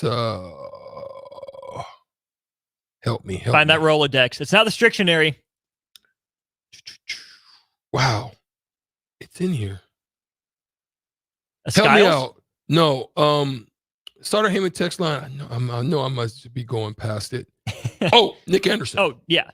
Nick Anderson. Right. And sad. Nick's story is so sad because he was tough. He was tough to guard. He was a beast. And it was that playoff run, obviously, that they had when they got swept. And then also when he went to the free throw and they lost because he couldn't make a free throw. And he was never the same after that. Right. So those teams were tough, those Magic teams, but Shaq was the driving force of that Magic team. Here's Shaq's stats over those 4 years. He shot 58% from the floor, 58% on twos. I mean, made 11 of his 18 field goals per game. So you pair 27 points per game with 13 rebounds per game, 2.5 assists per game, and then combined like 3.5 blocks and steals per game. First 4 years of his career. This wasn't like big body Shaq, like physical presence, but not added all the weight Shaq. Shaq was, listen, when you first saw Shaq enter into the league, he was probably one of the most athletic big men outside of David Robinson and that's a pretty high I'd ever seen. Shaq, though, I would look at how he jumped and I would be like, how is a guy this size jumping the way that he is? 7'1", 260, 270. Man, it just didn't make sense. He was like a big Zion who you just couldn't understand why he was jumping the way he was jumping. He just, it didn't make sense, the stuff he was able to do in his youth. And then he had a little bit of handle to him. Not that perennial, not that Wembanyama handle, but no, he had some handle to him. And so he was fun to watch in his youth because you knew he was raw, but my gosh, he wasn't the dominant Shaq like with the Lakers, but he was still a beast. Right. More than deserving of having his number retired in Orlando. We know everything did for that franchise, but that's kind of my point of the segment here, Strick. Shaq doesn't feel like a Magic guy. He feels like a Lakers guy. Again, maybe that's because, you know Shaq like and Miami Kobe. to you? He doesn't. But again, he has his number retired by the Heat. And I know that he was there for that sham title when they didn't deserve to win, right? In 2006. Like, Shaq was there. He was a part of it. But when I think of Shaq, it's Shaq and Kobe. Yeah. Those were Shaq's, not even Kobe's teams. Kobe's Lakers were after Shaq left.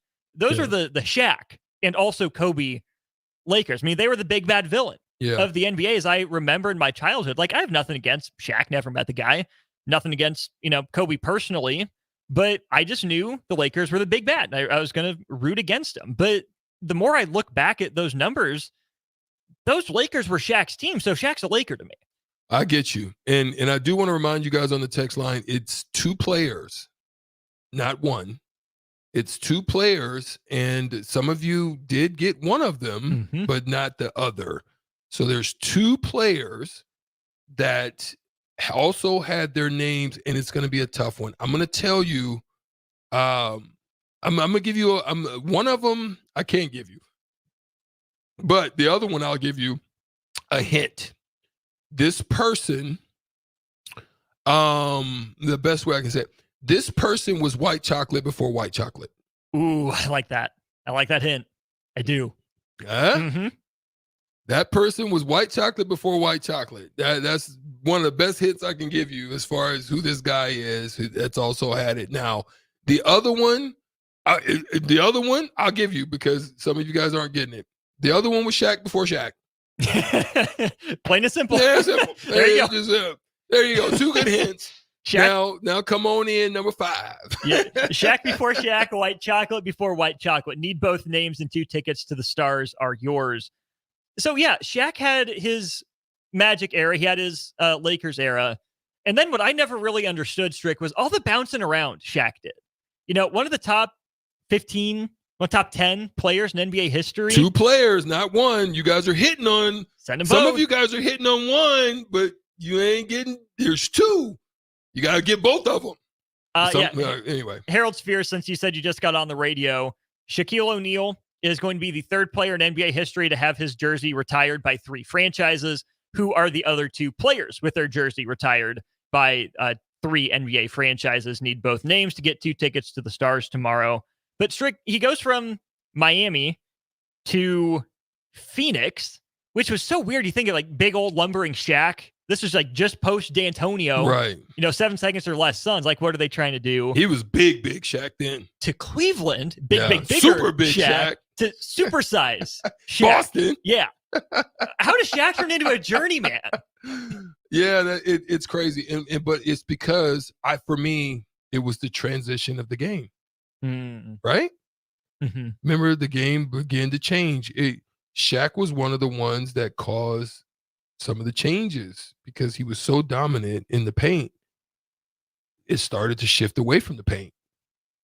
So that's where it kind of, I think, started to kind of get more into the Steph Curry sphere, which then it just wasn't the same. Right. Yeah. Has there been a more like dominating physical presence than Shaq? Like, even like you said before he put the weight on, like Shaq was bodying dudes. We got you guys are on point now. Thank you. There we go. There we go. We'll count him up here. I'll count him up as Strick's talking. But as big and physical and strong as Shaq was, is he a guy that you would want to talk to Zion Williamson? Right? You said he was Zion before Zion a little bit, jumping like he did. But what was Shaq's issue, right? Shaq could have played a lot longer than he did, but he put the weight on. He's talked about it himself in the work ethic. If you're the Pelicans, are you doing everything you can to get Shaq to talk to Zion now before it's too late? Man, Austin, you might be onto something. Austin, you might need to be a consultant. Make the call, get in, get your paper, because that is something that I didn't even really think about. But you're right, that is something that I would think I'd be trying to do is to get some form of a mentorship thing going, and get somebody who could help to understand that whole thing. Now, there's some things happening out here. The New York Knicks, we've talked about, have made a big trade. I don't think they're done. Oh. And that's something we can talk about later. You don't think they're done? I don't think they're done. We're up against a break. Do you want to talk about that to close out the show? I don't want to get ahead of my skis, but okay, we'll save it then. Well, I think we'll just know that we're gonna have a conversation. I don't think they're done. I think there's some things that need to happen. The reason I'm not going to say they're done because I don't think it happens before the end of the playoffs. That's why I don't want to get ahead of my skis. I think it'll start to kind of, start narrowing itself as we get into the playoffs and thereafter. But I don't think they're done. We do have a winner, Mark in Walton. You win. The answers are Wilt Chamberlain, Wilt the Stilt. Yep. And Pistol Pete Maravich, actually. So if you look at those franchises for Wilt, it's the Warriors, the 76ers, and the Lakers. And then for Pistol Pete Maravich, his number 44 is retired by the Hawks, while number 7 is retired by the Jazz and the Pelicans. We'll go to break with this. Chamberlain was as dominant as Shaq. Here's the thing. Yes, Wilt's numbers, obviously, they're incomparable across NBA history. But, there's the joke about, Jordan playing against plumbers. Who was Wilt playing against? There was no one Wilt's size, right? Shaq at least had some guys that were comparable size, if not bigger, and he still bodied them. I don't think Wilt had quite that physical challenge on the court like Shaq did. Is that fair? No doubt. Very fair. Good Very deal. Fair. Sajay Foreman walking in. We'll get his take on this and probably plenty more. Again, Mark in Walton, congratulations on winning your 2 stars tickets, as well as Scott in Bancroft. We'll wrap up on the block with a crossover with Jay after this. At Union Bank, people don't have your money. Your money has people. First home people, investment people, people who answer the phone and your chats, dream car people, dream retirement people, driving your dream car in your dream retirement people, small business people, credit card people, and all the other people you need. At Union Bank, our people help you do more than you dreamed possible. So stop in and say hello. We can't wait to see you. Union Bank and Trust. Member FDIC. Walters Painting Incorporated salutes our Vietnam veterans this holiday season. Our Vietnam veterans fought in a difficult, complex war. Please offer the long overdue respect they deserve. The staff at Walters Painting Incorporated is your interior, exterior, commercial, and residential painter. He doesn't cut corners, he paints them. To book an estimate, visit walterspainting.com or call 402-730-1781. The staff at Walters Painting Incorporated honor our Vietnam veterans. This is Jeff Essing, owner of Farrell's Extreme Body Shaping and host of Fitness Fanatics. Over the years, we've helped countless people gain strength, lose fat, build confidence, and change their life. And it all starts with the Farrell's 10-Week Challenge. Now is the best time to sign up with the new year right around the corner. You can enroll for the January 10-Week Challenge for only $299. That's 10 weeks of kickboxing, strength training, and nutrition coaching. Head to fxblincoln.com for more information on how to enroll. Farrell's Extreme Body Shaping at 40th and Yankee Hill and 70th and Vine. This is Brad with Midwest Bank, proudly serving our Nebraska communities for over 70 years. We're a community bank, making local decisions, supporting local organizations, and helping local businesses and farms succeed. We are dedicated to serving our clients and helping them meet their financial needs with sound, innovative banking solutions. From an array of checking and deposit accounts, cash management services, to small business, real estate, and ag lending. We're here for you, your community, your bank, Midwest Bank. Find out more at midwestbank.com. Member FDIC.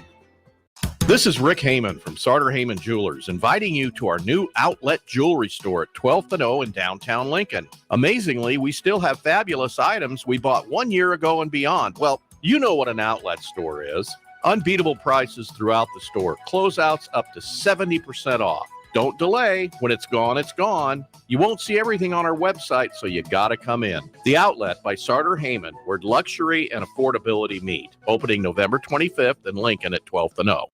Houses? They're expensive. And once you buy one, you're kind of stuck with it for a while. You need to make sure you get your best house for the best price. You need Ben Bleicher and his team of pros at Professional Realty Group. They'll take the time to figure out what's important for you in your dream home, and they have the expertise to find the hidden issues that could surprise you after the sale. That's professional knowledge, proactive service. We call that potential. Ben Bleicher and the team at Professional Realty Group of Berkshire Hathaway's home service ambassador. Find more online at prg-ne.com.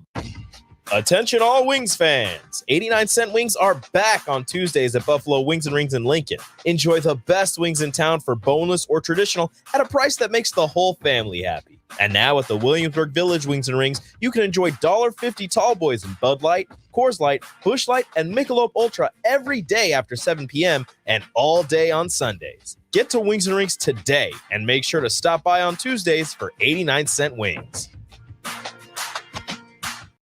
The Mill Coffee and Tea, formerly with 4 Lincoln locations, but now 5 Lincoln locations. That's 25% more locations than there used to be. Can you even imagine a world where there's only 4 Lincoln Mill locations? Feels like ages ago. We were all so young then. The Mill on 11, located right alongside the 93.7 The Ticket Studios at 1040 O Street.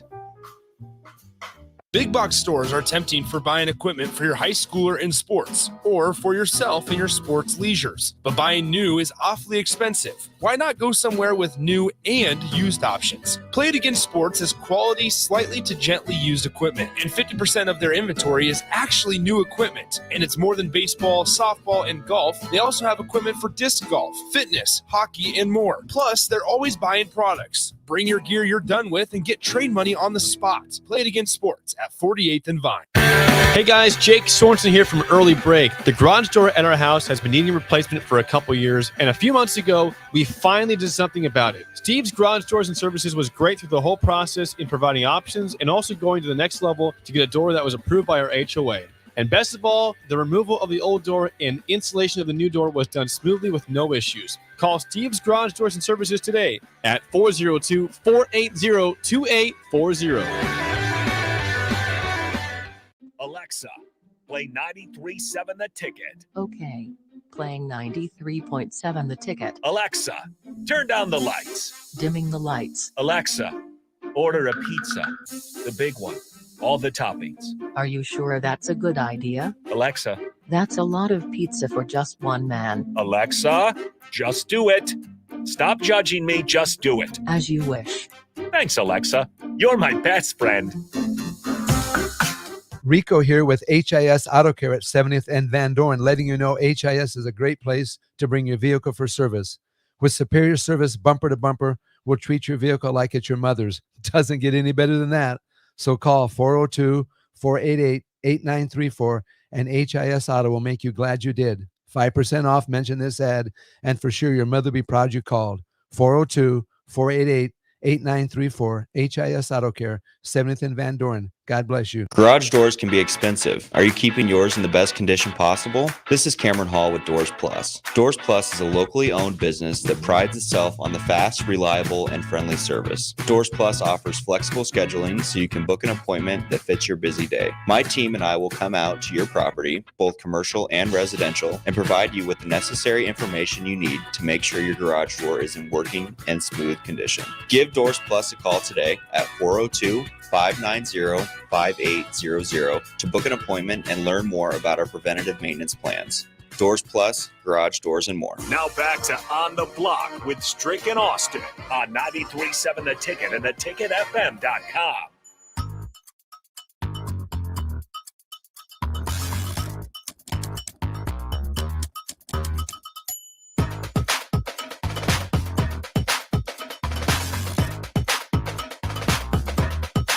Here we go, one final time for the week during On the Block. Austin Norman, Erick Strickland, joined by Jay Foreman.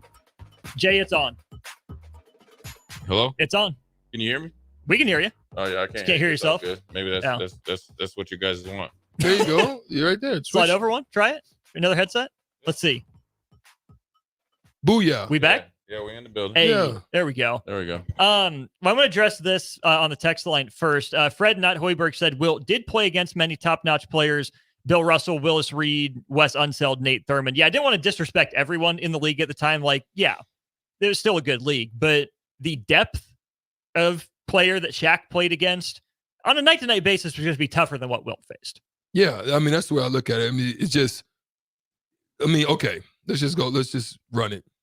Sabonis, Ewing, Robinson, Smits, Duncan, Eaton, Duncan. Not even before then. Because Rodman. we're talking about Orlando. Orlando Duncan Shaq. wasn't there Yeah. yet. Oh, the Dream Shake. Or Hakeem. Olajuwon. Dikembe. I mean, that's just Alonzo. Morning. Mhm. Yeah. That's just let's just stop there. Mhm. I mean, in Manute Bol. No, I'm just, but I'm just saying though. So that's just 8 right there. You can't Lottie go down. Sure. Yeah. Why not? Why not? Why not? Yeah, I'm big serious. body. Yeah. Yeah. You know, so that's just throwing it out there. Just off the top. Here's the question, though, Jay. Is Shaq, who's getting his Magic number retired, is he a Magic player or he a Laker? He's a Laker to me. Through and Yeah, he is. I think his tenure with the Orlando Magic, I can't speak for Shaq, but I think like if there ever was a little bit of regret. Now, granted, he had phenomenal success with the Lakers. Mm-hmm. But I think if he could have the same success with the Lakers, but ended his Magic career, that breakup with him and Penny and their opportunity, I think that's just something that he wish he would like to and fulfill. it wasn't all his fault. No. And I want to say that, but I just think when you're as great as Shaq was and as dominant as he was, I'd like to think that he's like, man, I could at least won one championship there, still won the 2 or 3 at the Lakers, and still got the one with the Heat. And he's like, that would have been what he deserved and all that stuff. Yeah. But you know what? When you run into the Dream Shake, I'm just telling you, hey, people overlook him. People watch he out. would murder people. Facts. I mean, he is everybody he went against. He gave him That's work. Uh-huh. And Yep. he's the first, essentially, pop 5, like where like guys had new age skills. Was he proto Embiid? Yeah. Oh, he would run circles around Embiid. That's what I'm saying. would Did murk he? Embiid. I'm just saying, did he lay the blueprint for a guy like that? Is that who Embiid's trying to follow? I think if I'm correct, I think he might have even worked out with Shaq. I mean, with Olajuwon. Like, yeah, he worked out Olajuwon with trains big. Yeah. Gotcha. Yeah. I mean, Yeah. Kobe went to him, Mhm. Melo went to him, Bron went to him. There's tons of guys that go to him. Yeah. Mhm. Yeah. Still. Right. Dream. Dream will give you the hezzy cross with the the hezzy Then hit and you. Then the one-legged step back. Man, shoot. Dream give You that can work. tell the Dream Shake, is a move, not just a post move, but a basketball move because of how many guards do it. Yeah. Right? Especially the guards that can't elevate, the ones that have to Yeah. hit I him mean, with what it. you think the Joker's doing it right now? He just hitting you with the slow-mo. Joker is ending the Golden State Warriors dynasty, is what he's doing. Yeah. Like, they're cooked. A 25-4 run in the last 6 minutes, all for this guy who doesn't care about the game of basketball to bank in a 40-footer. Are you Gang. kidding me? That's what he do. It's And he don't care. Like, he's No. just like, oh yeah, just another night. Yeah, I just think that he's there to play basketball. He loves basketball. He just doesn't love all the hoopla to it. And that's just a different upbringing where he lives and where he's from. You got to think he goes back home. He doesn't live in, I mean, he lives in Denver. During Rides the world's strongest horses. Right. And then he just gets on, I don't know, I'm sure he flies private all the way back to Him and his brothers. Yeah, Serbia. Serbia. Yeah, you Yeah. better. Yeah, they only got like 4 seats. Them dudes, some big brothers there. So, I think it's just a difference of his upbringing and stuff like that. And he's came a long way. You got to think he's going to go down as one of the better of this era's players, right? Mhm. And he's going to definitely be a Hall of Famer. Mhm. But you got to think he was a 2nd-round pick. Yeah. And so He was announced during a Taco Bell commercial. right. commercial. You got to think he was a 2nd-round pick. So I mean, you got to think where he's come from. There was nothing guaranteed for him. I mean, I almost kind of equate him to. I don't think what he does will take off because it's not as fashionable and It's not sexy. it's not sexy. But more importantly, Strick, and I want your opinion on this. And this is where the difference between him and Stefford. You need to be in the perfect situation to take off to the stratosphere like Steph did, right? Okay. If Mark Jackson wasn't in Golden State and had some sort of like, listen, you can say whatever that my man got bad ankles, he can shoot straight up because that was the thing on him. Because when Steph was at Davidson, I used to play golf with Steph with Dell, excuse me, Mhm. and he would tell me about the stuff. He told me about when he had to change his shot and all this other stuff and what they were saying about him. Mark Jackson took what he did in the positive, and it's the right time because Golden State needed it. Mhm. What did Denver need? Joker. The difference is this: there's not too many 6'11", 260-pound guys just walking around. That's why you can see more guys that can emulate Steph versus the Joker. But they both needed the situation, because just think if the Joker goes to with different type of team. Detroit. Yeah. Detroit, the Timberwolves, you might not ever hear of him again. Right. Right? You might, but not to. He's able, where he had Malone in the right, where he's like, you know what? Yeah. This guy, he doesn't need the fancy handles. He has that big frame and that big trunk and junk in the trunk. So when he can handle the ball, right? And he does a really good job. He puts pressure on the defense, takes a baseball pass. So he controls the tempo, but does it from a different way. So you don't need a Steph Curry versus like Mark Jackson with Clay, and then also Draymond. If Draymond's in a different team, he might not be a Hall of Famer. And that's, I mean, you could even say he might be Andre Drummond. Right. And you could say the same thing about Tom Brady. If he Right straight up team system, right. such a circumstance. Right. Yeah. And Bill Belichick said, yeah, we drafted. Listen, you passed on him for 5 rounds. So don't act like you knew that he was him. oh yeah, you know what, man? We know he's a Hall of Famer, but you know what? We know nobody's gonna draft him, and all those, chumps that got drafted before, and this guy's a Hall of Famer. Just watch this. Yeah. Watch this, Robert Kraft. I'm gonna get, and then we're not gonna play him the first year. Let's pause 10 seconds for station ID here on the ticket. This is Lincoln's home for sports talk on the FM dial. Also online at theticketfm.com. On the internet. KNTK FM Firth, 93.7 The Ticket. How high can Joker get in the pantheon of all-time NBA greats? I don't think he's a top 10 guy all time. Is he top 20? Can he get there by the end of his career? Wow. I'll let you take with that. I mean, I think for me, go ahead. You go first. I want to add on to that. Yeah. Answer the question if you have a cutoff when you start thinking about that top 10. So let's just say after Duncan and KG, right? Because the game's changed. Are we talking about position as opposed to overall? I'm just talking about overall. Because I'm not going to say overall. Right, but I'm just saying from... He might be top 5 center of all time. Ooh, there's a lot of competition, but he has to knock on the door. He's top 10. Oh, strict. Hey, we need to like the Jeopardy thing when you got the yeah. That's a tough here, you know what we got? We don't have that. We just have a yeah. There you go. That's a tough one. Listen, I think in the era of what he does is unique. I think if he's in the 90s era, he does not survive. You understand? Yeah, if he has to play against Ewing, Shaq, Olajuwon, that whole group, Mourning, Mutombo, all that group, he would be fine against Mutombo. He wouldn't be able to play back to the basket against Mutombo. But his stretch would I think you're talking a different type of thing. I think he benefit because here's the reason why. There's no centers. Yeah. There's no real. Your centers are AD. And he don't even want to be a center. He don't even want to do jump balls. Yeah, we need Giannis Jokic in the finals. That's the thing. There's no, like, even Giannis wouldn't be Giannis in that era. Because you're coming into some trees. Listen, Strick ain't even talked about Dale Davis or Otis. Them guys, yeah. Charles Oakley. Yeah. You could have the centers. You think he gonna move Oakley like that? No, not a chance. You're gonna end up. Oakley's gonna rearrange his teeth before. Yeah, you're gonna be mess around being a stretcher. But I want to ask you this, Strick: is he top 10 player of all time from this new era? This kind of five out, the new era, the pick and pop 5s and 4s, the point centers.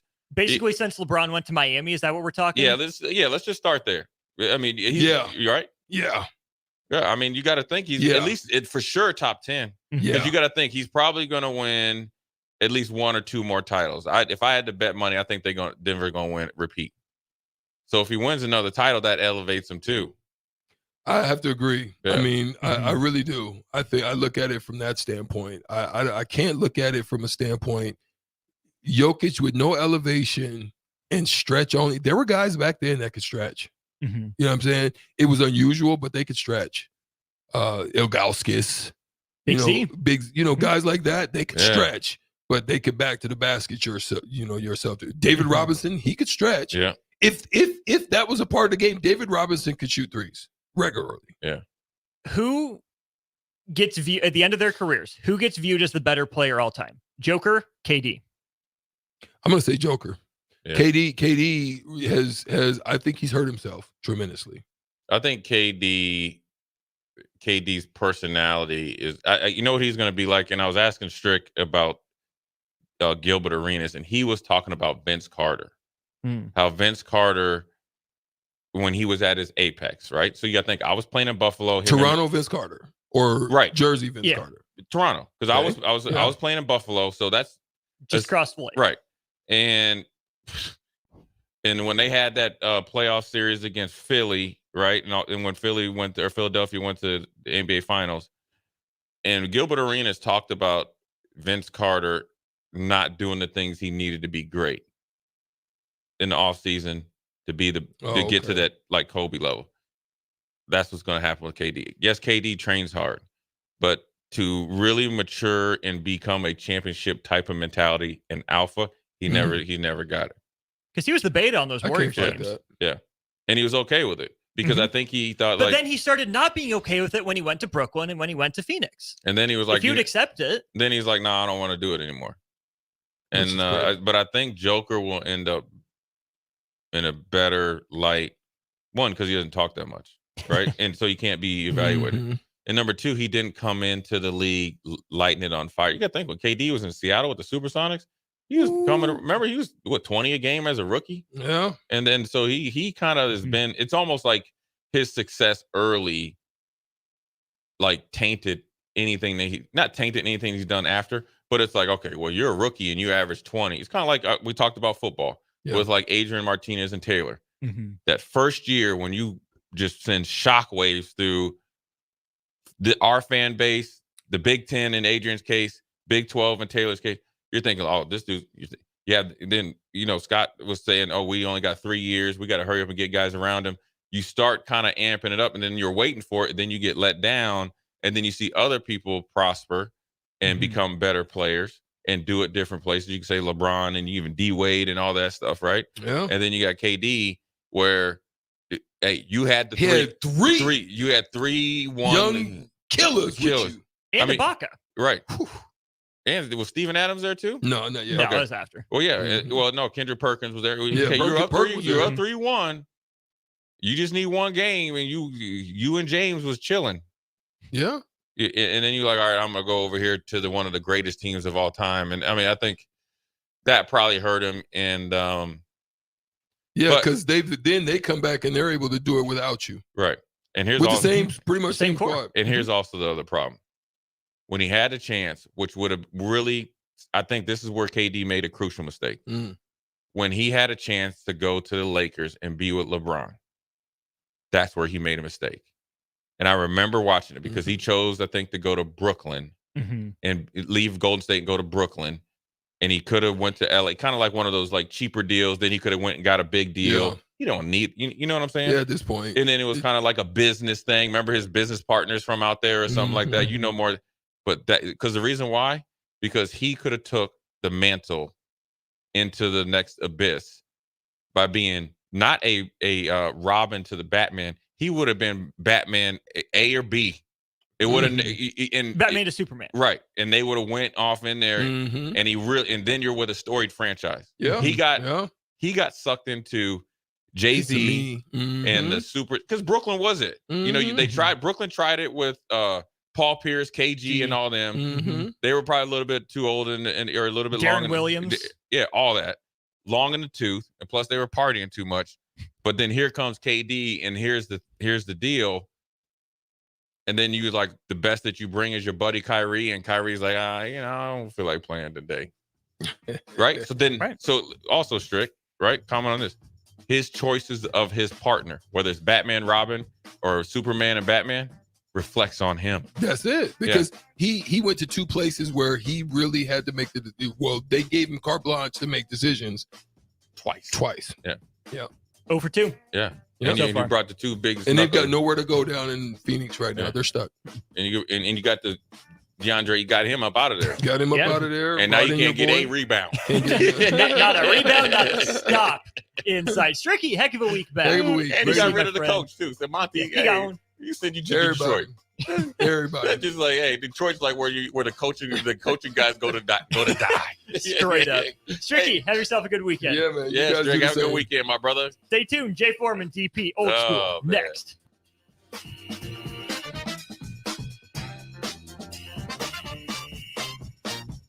Walters Painting Incorporated salutes our Vietnam veterans this holiday season. Our Vietnam veterans fought in a difficult, complex war. Please offer the long overdue respect they deserve. The staff at Walters Painting Incorporated is your interior, exterior, commercial, and residential painter. He doesn't cut corners, he paints them. To book an estimate, visit walterspainting.com or call 402-730-1781. The staff at Walters Painting Incorporated honor our Vietnam veterans. Think you need a new furnace due to a cracked heat exchanger? Call Bryant for a free second opinion. Might save you thousands, no matter what brand. Bryant Air Conditioning and Heating. We do whatever it takes. Letting your children know you believe in them will go a long way toward making their dreams a reality. I'm Jenny Benson, president of the Nebraska State Education Association. It's important to celebrate learning. Focus on the positives, reinforce good effort and determination. Children need your encouragement and support. Our public schools want every student to succeed. Sponsored by the Nebraska State Education Association, aired by the Nebraska Broadcasters Association and this station. When you were a kid, clubs were cool. Robotics club and space club and stuff like that. But what do adults get? Book clubs and quilting clubs? Nah, forget that. How about margarita clubs and old-fashioned clubs? Get to Upside Bar and Lounge for the best clubs in town. Try all 10 varieties of Upside margaritas or old fashions and take home a free souvenir glass. Grab the whole crew and pair it with taco night on Mondays or whiskey Wednesdays. Upside Bar and Lounge at 29th and Pine Lake. Hey guys, Jake Sorensen here from Early Break. The garage door at our house has been needing replacement for a couple years, and a few months ago, we finally did something about it. Steve's Garage Doors and Services was great through the whole process in providing options and also going to the next level to get a door that was approved by our HOA